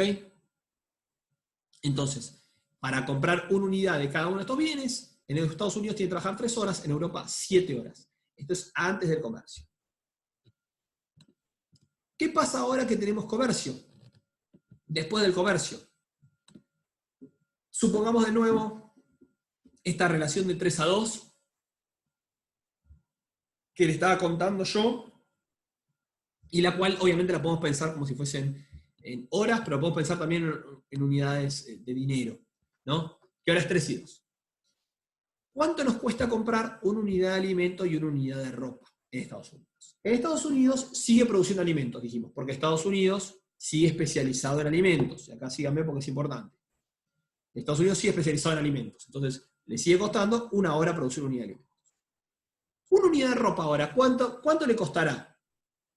Dijimos que ahora la puede comprar la ropa en Europa a una relación de 3-2. Es decir, para comprar una unidad de ropa, antes tenía que trabajar 2 horas. Ahora lo que puede hacer un trabajador de Estados Unidos es trabajar en la producción de alimentos e intercambiarla, eso lo obtiene dinero por eso, obtiene por cada hora que trabaja en la producción de alimentos, obtiene $1, y con eso va a comprar la ropa. La relación que antes tenía que comprar $2 por cada unidad de ropa, ahora como es 3-2, ahora cada unidad de ropa en realidad le cuesta 1,5 veces, le cuesta 3 medios lo que le costaba producir alimentos. Antes para comprar ropa necesitaba el esfuerzo de 2 horas. Ahora necesita solamente el esfuerzo de 3 medios, que es 1 hora y media de trabajo. Por eso decimos ahora que en Estados Unidos, para comprar una unidad de alimento y una unidad de ropa, ¿cuánto le toma? Le va a tomar 2 horas y media. Porque 1 hora para producir los alimentos y 1 hora y media le toma para conseguir la unidad de ropa. ¿Por qué es que toma 1 hora y media? Porque ahora dijimos que los precios relativos entre ropa y alimentos son de 3 medios. Esta persona, entonces, para poder adquirir una unidad de ropa, lo que va a hacer es trabajar producción de alimentos, y con 3 medios del valor de los alimentos los va y los cambia por ropa. 3 medios de alimentos es 1,5 veces la producción de alimentos. Entonces, trabajando 1 hora compra unidad de alimentos, comprando con 1 hora y media de trabajo en alimentos puede comprar una unidad de ropa. Así es que con 2,5 horas va a terminar teniendo una unidad de alimentos y de ropa. Si aplicamos la misma lógica, ahora la tengo que aplicar para Europa. Europa lo que vamos a decir es que lo que produce Europa es ropa. Europa sigue produciendo ropa, entonces producir una unidad de ropa sigue costando 4 horas de trabajo. Antes para comprar el alimento había que trabajar 3 horas. Como la relación ahora es 3-2, lo que esta persona puede hacer en realidad es trabajar para producir una unidad de ropa y la vende al precio de 3 medios de unidades de alimentos. Entonces lo que va a necesitar esta persona es trabajar 4 horas para comprar la unidad de ropa, que es lo que produce Europa, y para comprar una unidad de alimento, ¿qué va a hacer? Va a trabajar 2/3, por la relación de precios, del tiempo que le tomaría comprar una unidad de ropa para esto. ¿Ok? Entonces, lo que va a tener que trabajar es 4 por 2/3, es 8/3 de horas. De nuevo, esto hay que mirarlo con detalle en el libro, y hay que estudiarlo. Lo que le toma comprar entonces las unidades de alimentos es 2,67 horas más. 4 más 2,67, esta persona en total necesita 6,67 horas. El ejemplo aquí lo que les quiero mostrar, un poco la idea de esto, y voy a hacer énfasis y requiero que lean el libro y demás, es que lo que antes, si yo quería producir todo en Estados Unidos, me tomaba 3 horas producirlo, que era una unidad de alimento y una unidad de ropa, esto que antes me costaba 3 horas. Cuando yo me abra al comercio, solamente voy a tener que trabajar produciendo alimentos. Y una vez que tengo todos los alimentos, los cambio por los otros bienes que quiero comprar. En este caso, para tener una unidad de alimentos y una unidad de ropa, yo voy a producir, si estoy en Estados Unidos, solo alimentos, voy a producir una unidad de alimentos para consumir, y después tantas otras unidades de alimentos como necesite para intercambiar por la unidad de ropa. Como la unidad de ropa cuesta 3 medios de lo que cuesta un alimento, tengo que trabajar 1 hora para alimentos y 3 medias horas más para comprar alimentos e intercambiarlos por esa cantidad por ropa. La misma lógica luego la aplico en el caso europeo. Trabajo 4 horas para producir una unidad de ropa y luego las cantidades necesarias de horas para producir unidades de ropa que puedan ser intercambiadas por una unidad de alimento. Como relaciones 3-2, de nuevo, yo lo que necesito es 2/3 de unidad de ropa para comprar una unidad de alimentos. 2/3 de unidad de ropa, ¿cuántas horas me llevan? 2/3 por 4. 2/3 por 4 son 8/3 de hora. Entonces, 8/3 más las 4 horas, 6,67. Todo esto lo van a tener que mirar una y otra vez, leer el libro, en la explicación y entender cómo matemáticamente termina siendo que a partir de la especialización le termina siendo más barato. ¿Cuáles son entonces? Hasta acá, a ver, ¿se entendió un poco el ejemplo este? ¿Cómo funciona? Es complejo, lo sé, pero ¿se entendió un poco la idea? A ver si por ejemplo, apelando más a lo conceptual, si no... Creo que sí, me dice Juana. Castillo, no sé qué quiere decir eso. Mazo, creo, Manu. A ver, la lógica es la siguiente. Pensémoslo de la siguiente forma.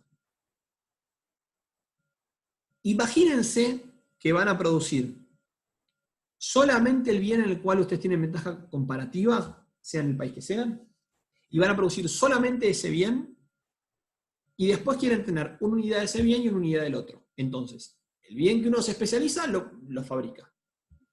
Y el bien que uno no se especializa, lo tiene que ir a comprar. Entonces la lógica es, si yo quiero tener una unidad de alimento y una de ropa, si soy Estados Unidos, voy a fabricar ¿cuántas horas tengo que trabajar? Fabricando alimentos para tener una unidad de alimentos, más la cantidad de alimentos necesarias para intercambiar por una unidad de ropa. Entonces, de nuevo, dado que estos precios internacionales son 3 medios, yo necesito una unidad de alimentos para consumir una unidad de alimentos, y para comprar una unidad de ropa necesito trabajar X cantidad de horas para poder comprarla. Como los alimentos, la relación de 3 medios, necesito 3 medias unidades de alimentos para comprar una unidad de ropa. Entonces tengo que trabajar, además de 1 hora para producir alimentos, 3 medias horas más para producir una unidad y media más para intercambiarlos por una unidad de ropa. ¿Ok? La misma lógica luego la aplico en la Europa. Se especializa en ropa. ¿Cuántas horas hay que trabajar para, produciendo ropa, poder comprar una unidad de ropa y un alimento? Para producir una unidad de ropa, 4 horas. Para comprar una unidad de alimentos, ¿cómo tengo que hacer produciendo ropa? Tengo que trabajar una determinada cantidad de horas y eso lo intercambio en ropas por alimentos. Como la ropa por alimentos se cambian cada 2 pedazos de ropa, me dan 3 de alimentos, entonces en realidad tengo que trabajar 2/3, tengo que hacer unidades de ropa, no tengo que hacer una unidad entera de ropa. Entonces tengo que hacer una unidad de ropa para comer y 2/3 partes de unidad de ropa para intercambiar por alimentos. A ver, Axel me pregunta, todo lo que hago tiene un precio, tengo que sacar la ventaja que tiene mi país en un bien especializado para poder comprar, el que no así. Axel, usemos comas, por favor, porque eso si no de corrido es imposible entenderlo. A ver, si querés poner el audio para que se entienda, por favor, chicos. Claro, matemáticamente Camano en sí, la idea es que ustedes se van a especializar en un determinado bien, se especializan en un bien, y producen solamente de ese. Y luego con ese van y consumen la parte que quieren consumir, y la otra parte la van a intercambiar por otros bienes. Entonces, sepan que van a intercambiar a un precio de 3x2. Entonces, si yo fabrico alimentos, para comprar ropa, necesito fabricar 1,5 veces la cantidad de alimentos para tener ropa. 3 medios.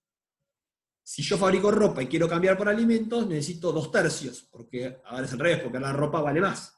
La ropa siempre vale más que los alimentos. Entonces, un poco esa es la idea. Si yo quiero fabricar alimentos, voy a fabricar 1 unidad de alimentos más 3 medios por la cantidad de unidades de ropa que quiero comprar. 1. Entonces, 1 más 3 medios es 2,5. Y si yo quiero fabricar ropa, voy a tener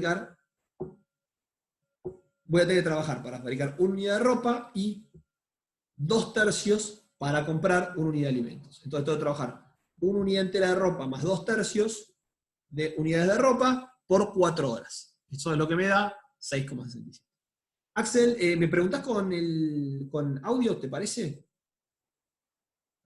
Así te... Bueno, ¿qué hago? Tiene un...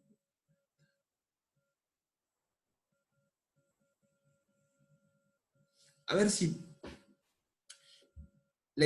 todo lo que hago tiene un precio. Ok. Pero entonces no te respondí. Si lo que dije yo es tu pregunta o te respondí. Básicamente vos tenés que... ok. Bien. Entonces, básicamente uno se especializa en algo, buenísimo. De vuelta, para que esto yo lo repito 1000 veces para que esto quede en la clase grabada, así después lo pueden ver. Uno se especializa en algo y piensen que todo lo produce y después al precio que hay ahora en intercambio, que ahora no es ni 2 ni 4/3, sino que es 3 medios, a ese precio voy y compro del otro bien. Si soy Estados Unidos, compro ropa a ese precio, si soy Europa, compro alimentos a ese precio. Todo eso lo tengo que evaluar a cuántas horas necesito, produciendo solo alimentos o produciendo solo ropa si soy Europa. ¿Cuáles son las ganancias entonces? Cuando los países se concentran en sus áreas de ventaja comparativa en libre comercio, cada país alcanza una mejor situación. En comparación a una situación donde no hay intercambios, los trabajadores de cada región pueden obtener una mayor cantidad de bienes de consumo por la misma cantidad de trabajo. Cuando se especializan en áreas de ventaja comparativa y negocian su propia producción a cambio de bienes en los cuales tienen una desventaja comparativa. De vuelta, este párrafo viene a resumir la idea de lo que estamos hablando. Uno se especializa en lo que sabe hacer, lo que hace mejor, lo que para uno es más barato, pero la clave de esto es para el vecino es más caro relativamente. Entonces yo produzco cosas que para mí son baratas y son caras para el otro, y le compro al otro cosas que relativamente para mí son caras, pero para el otro son más baratas. Entonces, ahí es que se produce este espacio para poder intercambiar.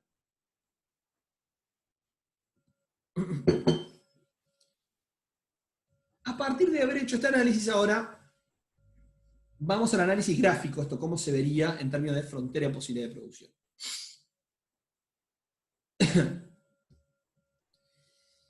Aquí un poco la idea que tenemos es, recuerda la frontera de posibilidad de producción, es qué puede producir un país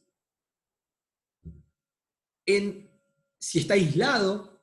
En economía se usa la palabra autarquía. En autarquía, un país que no comercia, ¿qué puede producir de ropa y de alimentos? ¿Y cuánto puede acceder a consumir si en realidad habrá comercio?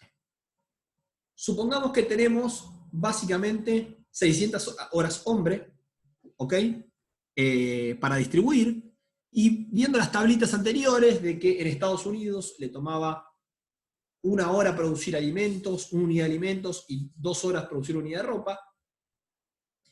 Si yo esto lo miro en esta tablita, voy a poder decir, bueno, ¿cuál es la FPP? La frontera de posibilidades de producción para Estados Unidos va a ser que en un punto como A se van a poder producir 600 unidades de alimento y 0 de ropa. Es decir, produzco todo el alimento, me concentro y no produzco nada de otros bienes. Tengo un punto como B, donde digo, bueno, en realidad produzco 400 de alimento y 100 de ropa. Un punto como C, donde tengo 200 y 200. O un punto como D, donde produzco 0 de alimentos y 300 de ropa. Si ustedes ven, aquí la relación es siempre 2:1, es constante, es una FPP recta. ¿Por qué? Porque no es que se van haciendo más difícil de producir. Pues da siempre lo mismo producir. ¿Ok?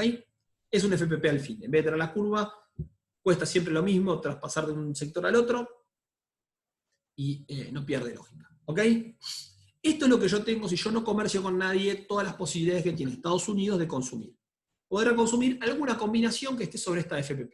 Más fuera de estas no son alcanzables. Si yo tuviese un punto por aquí donde marco con el cursor, no es alcanzable. ¿Por qué? Porque, dada la tecnología que tengo y los recursos que tengo, que son 600 horas de trabajo, no tengo forma de alcanzar un punto por arriba de la frontera.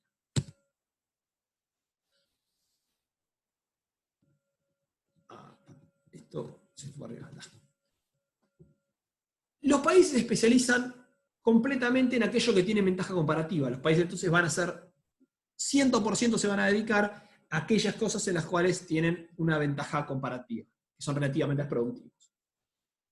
Luego, como dijimos, van a intercambiar por el otro bien tantas unidades como deseen a la nueva relación de precios. En este caso que vimos es de 3 medios. Entonces dijimos, Estados Unidos se va a focalizar solo en alimentos y luego va a comprar una relación de 3 medios, ropa. Europa va a producir solamente ropa y luego esta relación 3 medios, o 2/3, depende de cómo la miren, va a poder comprar alimentos. Para Estados Unidos ahora es más barato adquirir ropa. Esta filmina es bien importante porque resume conceptualmente un poco la pregunta de Axel y lo que estuve parafraseando tantas veces. Para Estados Unidos ahora es más fácil adquirir ropa. ¿Por qué? Porque fabrica alimentos y los cambia a una unidad de 3 unidades de alimento por 2 de ropa. Cuando antes, sin el comercio, tenía que dar 2 unidades de alimento por cada unidad de ropa. Fíjense que antes tenía que dar el doble de alimento para recibir ropa. Ahora simplemente tiene que dar un 50% más, nada más. Antes tenía que dar el doble. Ahora da solamente 3 unidades y recibe 2. ¿Ok? Con la relación anterior, para recibir 2 unidades de ropa tenía que dar 4 de alimento. Ahora con 3 recibe 2. Lo mismo para Europa. Ahora para Europa es más barato adquirir alimentos. Entonces fabrica ropa y lo cambia a 2 unidades de alimento, recibe 3 de ropa. 2 unidades de ropa, perdón, recibe 3 de alimentos. Fíjense que antes tenía que dar 3 y recibir 4. En la relación anterior, para obtener 3 unidades de alimento, en vez de dar 2 unidades de ropa, si la matemática me acompaña, tendría que haber dado 2,25 unidades de ropa para recibir 3 de alimento. Ahora da solamente 2, no 2,25. Entonces ahora le sale más barato especializarse e intercambiar. Visto desde la frontera de posibilidades de producción, ¿esto quedó claro esta filmina? Porque esta quizás resume bastante de las ideas que estuvimos parafraseando hasta aquí. En esta filmina creo yo que es la que un poco nos resume la lógica que hay detrás del comercio internacional. Esta lógica yo trataba de explicar con el cuadrito de que me especializo en fabricar algo e intercambio más barato que produciendo.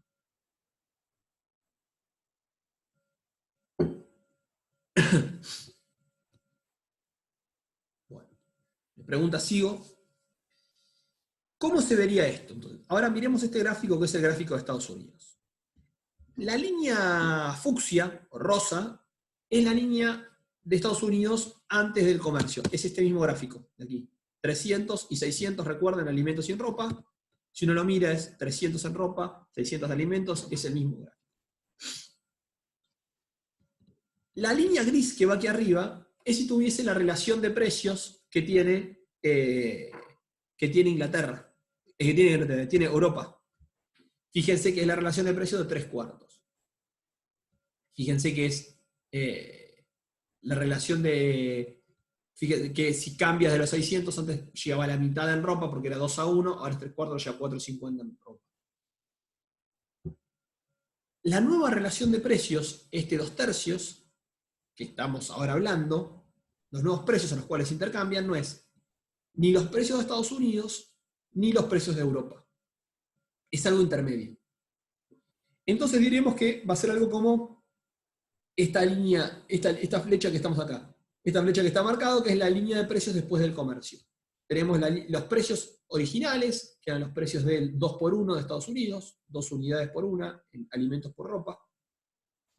Esta sería la línea de precios de Europa. Si uno comercia, va a ir algo intermedio, ¿ok? Va a ir algo en el medio de los dos. ¿Ok? Del mismo modo, Europa tiene algo similar. Europa tenía la relación, esta gris que vemos aquí abajo, eran los precios europeos antes. Si tenía 600 horas hombre, recuerden que le tomaba 3 horas hombre para hacer una unidad de alimento. Si los 600 lo usaba entero en alimentos, eran 200. Y para producir ropa, recuerden que le tomaba 4 horas. Entonces, si producía todo en ropa, los 600 horas hombre, dividido 4 horas, son 150 unidades. Comparado a Europa, en fucsia aquí tenemos la relación de precios de Estados Unidos, la relación de precios del 2:1. La relación de 3:4, esta relación del 2:1. 4:3, esta es la 2:1.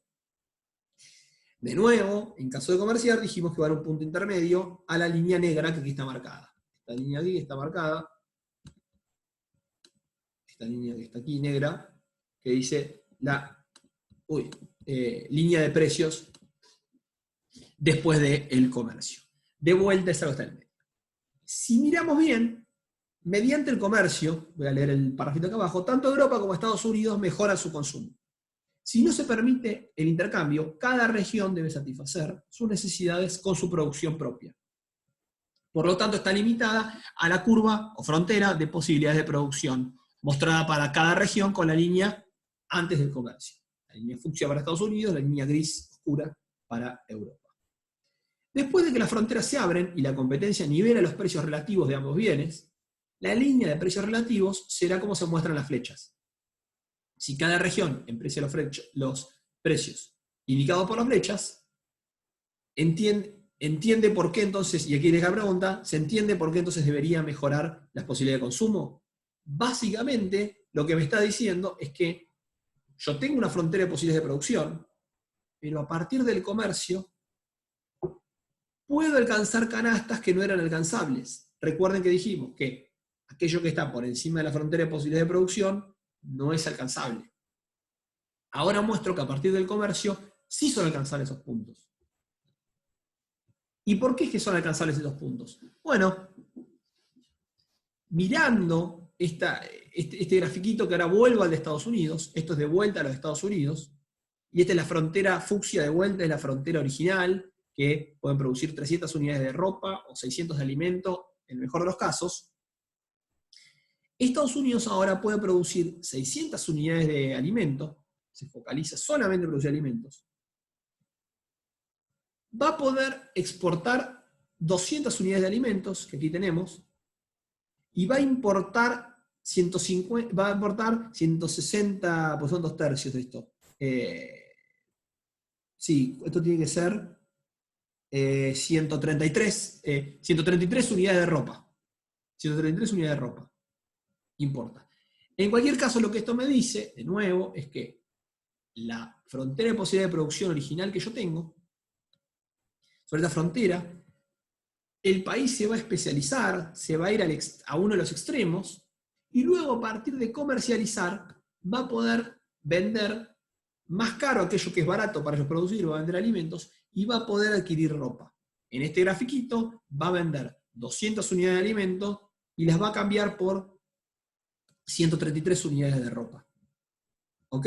Que por eso por este punto B'. Si no hubiese comercializado con Europa, aquí es bien importante gráficamente, pues se nota esto, sin el comercio, Estados Unidos se para inicialmente en un punto como este. 600 unidades de alimento y 0 de ropa. Sin comerciar. Ahora decimos, bueno, si renuncia a 200 unidades de alimentos, ¿cuántas unidades de ropa puede comprar?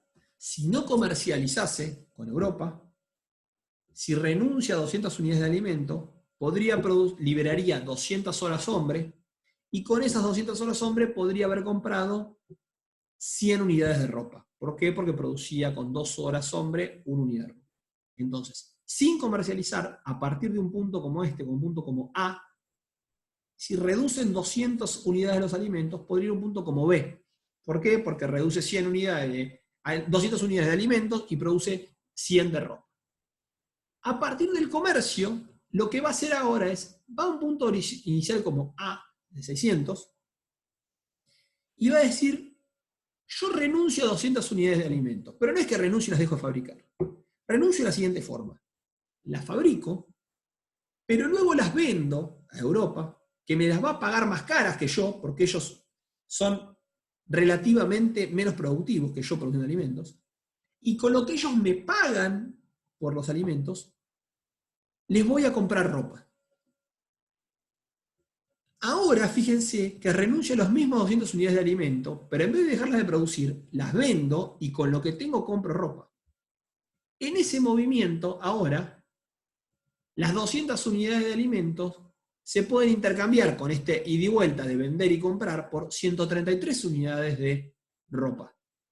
Es decir, sin comercio, yo he alcanzado un punto como B, y ahora con comercio alcanzo un punto como B', donde tengo la misma cantidad de alimentos, pero ahora puedo importar más cantidad de bienes. En este caso, de ropa. En este caso gráfico, de nuevo, me muestra cómo la especialización productiva me lleva a qué? Me especializo y luego a partir del comercio renuncio a lo que produje, pero no renuncio dejándolo de producir. Renuncio a partir del comercio, lo vendo para comprar lo que me sale peor producir. Y ahí tengo por ganar. Un poco a lo que tendría que decir esto es, vendamos soja y compramos lo que no somos tan buenos haciendo. A ver, Uruguay no tiene petróleo. ¿Qué es lo que le conviene? ¿Pinchar hasta encontrar petróleo? ¿O le conviene vender soja y con las ganancias que tiene fabricar tanta soja como no pueda consumirla, obviamente, pero lo que le sobra lo vende? Y con eso compra petróleo. Eso es lo que pasa en el mundo del comercio internacional. Uno no es que consume todo lo que produce. De hecho, cuando se trata de hablar de esos modelos mercadointernistas en el cual uno tiene que producir todo, mirando este modelo, tan sencillo, si bien es complejo aquí, pero bastante simplificado, uno se da cuenta que no tiene lógica producir todo de todo. Porque si uno produce todo de todo, en el mejor de los casos se está moviendo dentro de su frontera de posibilidades de producción. Más allá de que cuando uno se especializa, además, uno puede producir más y mejores cosas. Pero aún si esto no existiese, uno si produce todo de todo, se va a quedar siempre sobre la línea fucsia. Fíjense entonces que solamente, y sin por especializarme, yo aquí todavía no aumenté la productividad. No es que si yo produzco 600 unidades de alimento, las produzco mejor que 300. Las produzco siempre igual. La gran diferencia que tengo aquí es que yo me especializo en lo que yo soy bueno, que lo que quiere decir es que lo que yo soy bueno relativamente me es barato, y relativamente le es caro para los otros. En ese ida y vuelta entre lo que para mí es barato y lo produzco, y para otro es caro, se lo vendo más caro que lo que para mí me sale, y luego yo le compro a los terceros aquello que para mí es caro, pero para ellos es barato. Entonces hay un espacio para negociar. Esta es la lógica del comercio, donde yo tengo algo por vender y por ofrecer que otro está dispuesto a comprármelo, y yo estoy dispuesto a comprar algo que otra persona está dispuesta a venderme. Con esta lógica es que están estos incentivos, especializarme en aquello que tengo mayor productividad, en aquello que soy mejor, y expando mi frontera de posibilidades, sería de consumo en este caso, porque yo produzco lo mismo, pero la capacidad de cosas que tengo para comprar ahora es mucho más amplia. ¿Preguntas? ¿Es complejo esto? Seguro. Espero que estén despiertos y no se quieran matar, pero bueno. Es una clase, les dije antes de empezar, que es una clase densa en contenidos, pero los conceptos son sumamente interesantes y llenos de economía. Esta clase está llena de economía para entender cuál es la lógica, una de las distintas explicaciones que hay para el comercio internacional. Hay otras, el modelo se puede complejizar, hay otras cosas más. Pero fíjense que tendremos que después salir a explicar por qué estas cosas no son ciertas. Pero a priori, todo lo que estamos diciendo aquí entra dentro del terreno casi de la obviedad. Si lo miramos. Son ejemplos sencillos, pero con supuestos que parecen fuertes, pero en realidad son cosas que uno los puede ver, son palpables, que este intercambio de que para nosotros la soja es barata y son cara, para Uruguay, que no tiene petróleo, me gusta ese ejemplo porque es más fácil, para Uruguay la soja es barata y el petróleo es caro. Pero sin embargo, para Venezuela, la soja o los alimentos son más caros relativamente y el petróleo es barato. Ahí es donde te conviene intercambiar.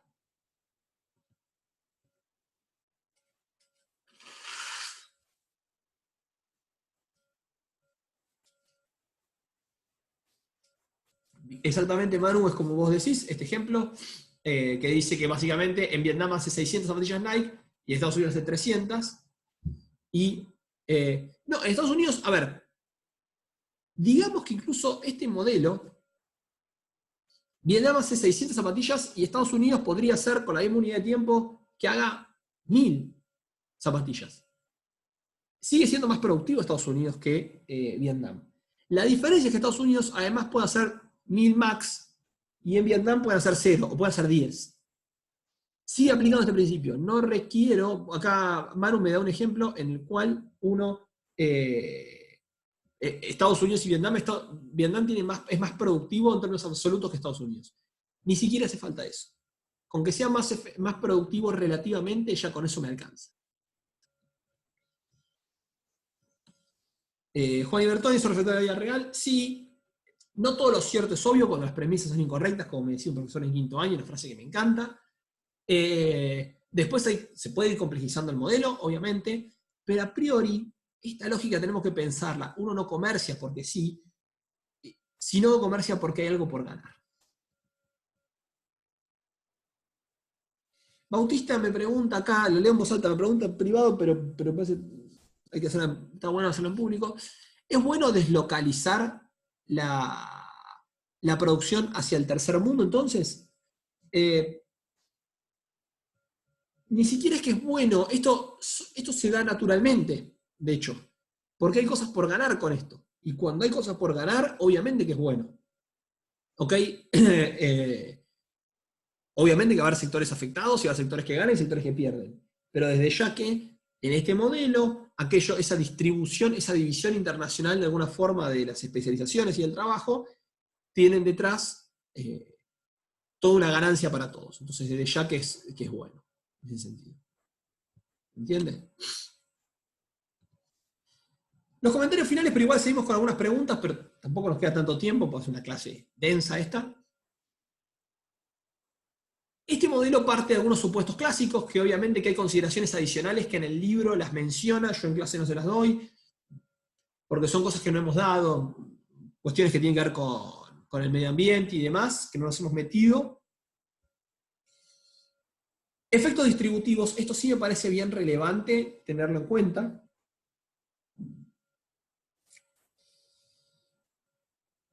Porque en todos los casos aquí vimos, no es que ganan todos. La economía como un todo gana, internamente no ganan, todos. Y esto tiene que estar claro, porque los productores de alimentos de Europa, por ejemplo, van a perder, y los productores de ropa de Estados Unidos van a perder. En todo tratado de libre comercio de Argentina que haya, por lo general, nuestra contraparte va a tener que sus productores agropecuarios van a estar puteando. Y fíjense que cuando Argentina, siempre en la Unión Europea, sus productores se quejan de que no los protegen. La gente del campo de Europa quiere que los protejan en cualquier arreglo con Argentina o con el Mercosur, porque nosotros relativamente somos mejores. Del mismo modo que cualquier arreglo de libre comercio que hagamos, los productores textiles de Argentina se van a quejar, o los productores de algún tipo de manufactura se van a quejar, porque no somos buenos haciéndolo. Y no quiere decir que estas manufacturas, porque, a ver, y no quiere decir uno sea más pobre o menos pobre o lo que sea. Fíjense que tiene que ver muchas veces con las ventajas relativas. ¿Y por qué? Porque Argentina se quejaría de intercambiar tecnología, las manufacturas se pueden quejar con países más ricos como con países menos ricos. Tiene que ver mucho la ventaja comparativa, relativa. ¿Ok?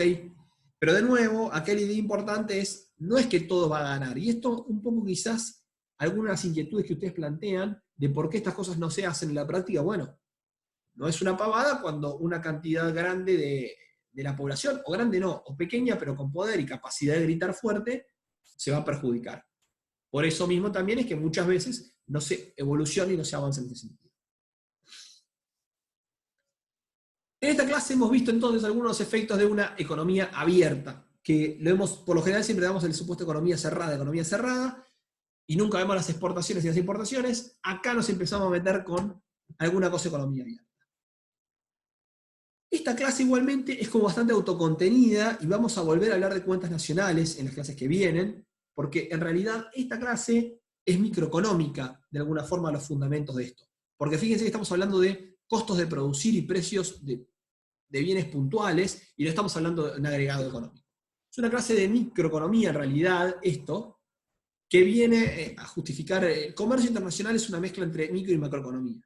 Es un poco una diagonal entre los dos, depende de qué arista uno tome. Pero bueno, esta clase es bastante autocontenida, explica un poco la dinámica y la lógica que hay atrás de las exportaciones. Y acá el último párrafo, y en negrita lo pongo: a pesar de las limitaciones, la teoría de la ventaja comparativa contiene una de las verdades más profundas de la teoría de toda la economía. De toda la economía. Los países que no consideran el principio de la ventaja comparativa pagan un alto costo en su nivel de vida y crecimiento económico. Si uno se resiste, si uno niega esto, tanto la calidad de vida como el crecimiento económico va a caer. ¿Por qué? Porque imagínense Argentina, el motor de la producción argentina, el motor del crecimiento argentino, incluso durante los años 2000, que la economía creció mucho, fue el agro. Fue aquello en lo cual somos mejores. Uno tiene que pensar quizás, bueno, a futuro, ¿qué sector me puede parecerse al agro y me puede dar mucha ganancia? Pero mírense Argentina, cuanto más se especializa en la producción, en lo que es realmente bueno, no es que le ha ido mal por eso. Y aún cuando Argentina ha hecho un esfuerzo grande por no especializarse,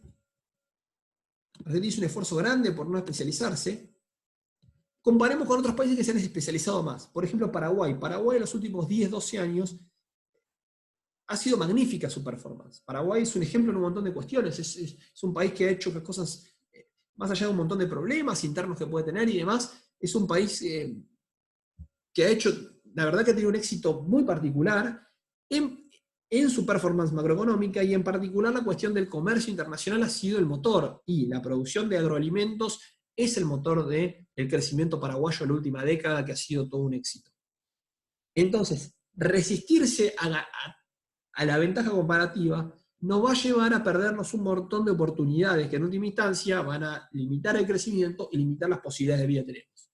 Desde ya que hay un montón de cuestiones a tener en cuenta, sectores ganadores, perdedores, algún sector me va a convenir un poco más, un poco menos, pero en general no podemos nunca perder de vista de que si ustedes tienen que pensar, con el comercio se gana o se pierde, se gana, sin dudas.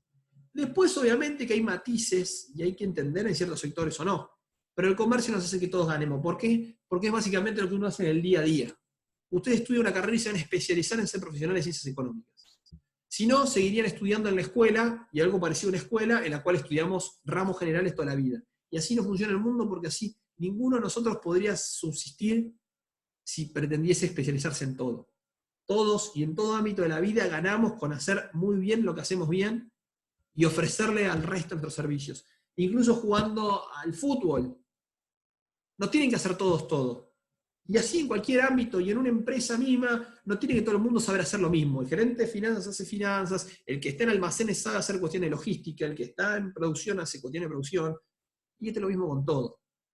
Es bastante infantil pensar que uno haciendo todo va a hacer todo. Como dice Martín, salvo LeBron, que hace todo.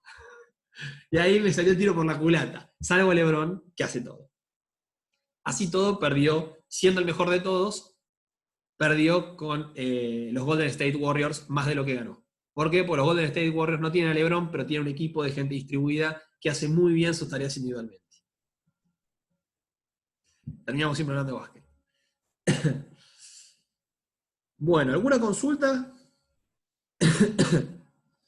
¿Alguna consulta? Sobre la clase es una clase que no es sencilla, obviamente. Yo ahora terminamos y lo subo. requiere leerlo el libro, no se cuelguen con esto, porque esta clase creo yo que si la dejan estar y lo estudian antes del examen o antes del test de lectura, que estamos un poco cortados por los parciales, como el semana que viene es el recuperatorio, pero la otra seguramente haré un test de lectura.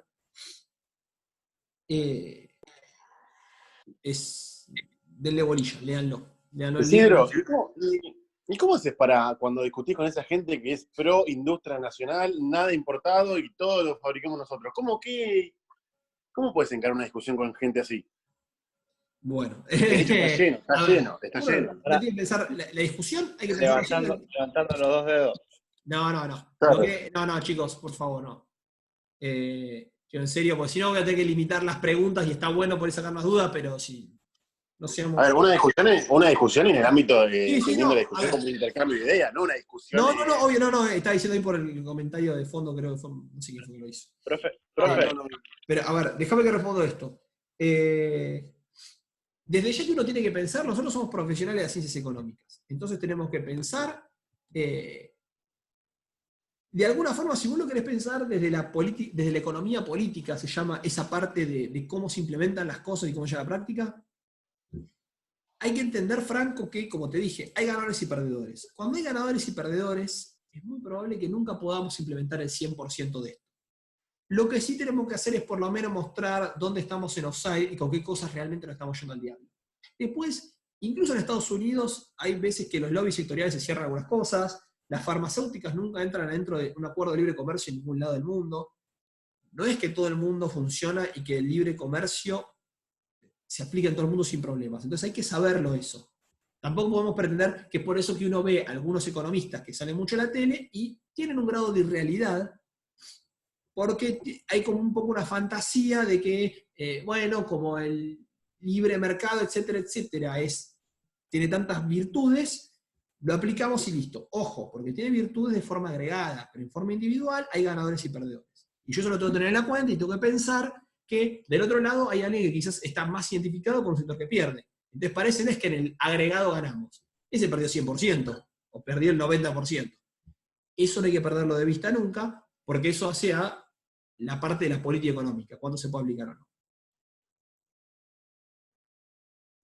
Me preguntan por los TP, me estuvieron llegando, después los respondo todos juntos. Por eso les pido a todos les pongan el mismo nombre para responderlos todos juntos y los descargo todos de un viaje. Si no, me vuelvo loco bajando de a uno. Profe, Sí. yo te quiero hacer una pregunta. Sí. ¿Hay algún país que funcione bien con la economía cerrada? No, a ver, ejemplos no hay ejemplos de países que con la economía, cerrando la economía, no hay. De hecho, es difícil comparar porque uno tiene que comparar con un montón de variables, que todos los países son distintos, pero uno tiende a pensar que cuando uno agarra cualquier país, comparando cuando se abrió a cuando se cerró, uno ve que la dinámica cambia mucho. Y está desde el caso de Corea del Norte y Corea del Sur, hasta mismo el caso de China, que mucha gente es una economía dirigida, que ponga pan. China, el crecimiento con economía plenamente cerrada era uno, y desde que China se abrió al mundo, el crecimiento es otro. ¿Por qué? Porque China tiene un montón de cosas para ofrecerle al mundo. Un montón de cosas tiene para ofrecerle al mundo. Entonces, El coronavirus también. No hay ejemplos de una economía que cerrándose haya crecido más. Si a alguno se le ocurre, algunos saben, me gustaría que lo aporte, pero es difícil. Jeremías me pregunta acá, al igual que en el parcial, ya tuvimos el primero, ¿va a sumarse la nota con los test? Sí, en el segundo parcial también va a haber test de lectura. Por suerte, como el segundo parcial es bien al final, voy a tener tiempo de tomar 1 o 2 test de lectura para el parcial. Profe, ¿Cuba cuando se cerró creció o no? ¿O no creció mucho? No he visto la verdad no sé. No sé. Igual, no sé. No voy a opinar. Por lo general, los países que uno tiene, cuando se cierran, pero no es solamente por cerrarse, en realidad, pensémoslo un poco más, vayamos un poquito más allá. Yo le digo siempre economía, para mí es incentivos y precios. Pensemos que en realidad, muchas veces cuando uno se cierra, es que uno ha sido oídos sordos a los incentivos. Y eso es peligroso, porque cuando uno no escucha los incentivos, no llega a ver reflejadas los precios, entonces no llega a ver reflejadas las escasez, los problemas de escasez que tiene el mercado. Y eso no es algo menor, porque cuando hay una escasez, en realidad es que te está faltando de algo, producirlo más, producirlo menos. Cuando uno se aísla, no ve no ve que necesita el mundo y no ve que uno tiene para ofrecer tampoco, cuando uno se aísla. Entonces no es algo menor, después en qué momento yo me puedo abrir. Para ser una potencia, el mejor productor agropecuario del mundo, toca venderle a alguien, porque nunca vamos a poder comer toda la soja que producimos. Entonces yo necesito someterme que al mundo me diga, mirá, esto es bueno y lo pago. Y eso me genera incentivo para reinvertir en ese sector y que ese sector siga creciendo. Es toda una dinámica, creo yo, que va incluso más allá de cerrar una economía o no, es desoír los incentivos de precios. Por eso me gusta, es un curso de introducción a economía y vayamos a la raíz, que yo te dije en la primera o segunda clase, precios e incentivos. Es más grave todavía eso, descreer de eso, porque es información. Los precios e incentivos son información. Y uno desconociendo la información que le da el mercado, nunca le puede ir mejor que teniendo más información. Si yo puedo saber qué es lo que el resto del mundo quiere y qué es lo que soy bueno, testeado por el mercado, que es un muy buen test, es casi infantil desconocerlo y perderse de eso, que es súper valioso. Che, ¿qué es lo que quieren comprar los chinos, que son 1.500 millones de tipos? Está bueno. Bueno, eso es propio de abrirte al mercado. Si yo no estoy abierto, no sé qué quiere el resto. Pensémoslo de esa forma. ¿Por qué Corea es tan bueno? Bueno, porque le vende Samsung al mundo. Porque sabe que lo que los tipos hacen se los venden al mundo y el mundo lo compra. Y tiene que ver con estar abierto y con leer los incentivos que te dan del mercado. Me quedan 3 minutos. Así que por ahí me sacan. ¿Alguna pregunta más? Y breve, si no, sé, email, lo que sea, porque a las 10 acuerden que entra a otra clase. Pará, si nadie te pregunta por la materia, te pregunto yo. Dale. Por ejemplo, vos diste el ejemplo de Corea del Norte y Corea del Sur. Una Sí. economía cerrada y otra abierta. China pasó lo mismo, que en el 1938 creo, que Sí. abrió el libre Y quedan mercado. 2 minutos. Bueno, y tenemos varios ejemplos así. ¿Por qué nosotros hacemos lo que hizo Corea del Norte? No tanto, Queremos no cerrar hacemos Corea del Norte. Bueno, pero de a poco estamos cerrando la economía nosotros. Creo que un poco tiene que ver, yo lo que le dije en la clase pasada, de que hemos hecho las cosas bien y por motivos exógenos los resultados no fueron buenos. Y hay como todo un problema de temporalidad entre hacer las cosas bien y que las consecuencias de hacer las cosas bien las veas reflejadas. Entonces la gente suele ver, hicimos las cosas mal, la gente no sabe, le hicimos de una forma. Y nos iba bien, entonces es que hicimos las cosas bien. Hicimos las cosas de una forma y nos fue mal, y muchas veces no tiene que ver directamente con eso. Creo que ese efecto de la temporalidad entre una cosa y otra, algo tiene que ver con eso. No es la única explicación, es mucho más largo y me quedo sin tiempo. Pero me parece que un poco algo tiene que ver, algo puede ser que tenga que ver con eso, ¿no? Con confundir la temporalidad entre lo que uno hace y los resultados que obtiene. Albertina, un chico que no se podía contestar, pregunta hasta qué hora le pueden entregar el TP4, hasta hoy a última hora. Así yo les mando después la solución a la noche.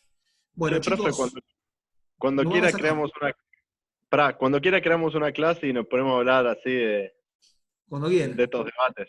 Y Cuando- ya te invité a una y Pero medio un que sábado a la noche, rebotaste. 20 minutos antes, me dijiste vos. Yo estoy grande, yo me dormí a esa hora. Y bueno, pero tirame la hora que vos quieras, profe.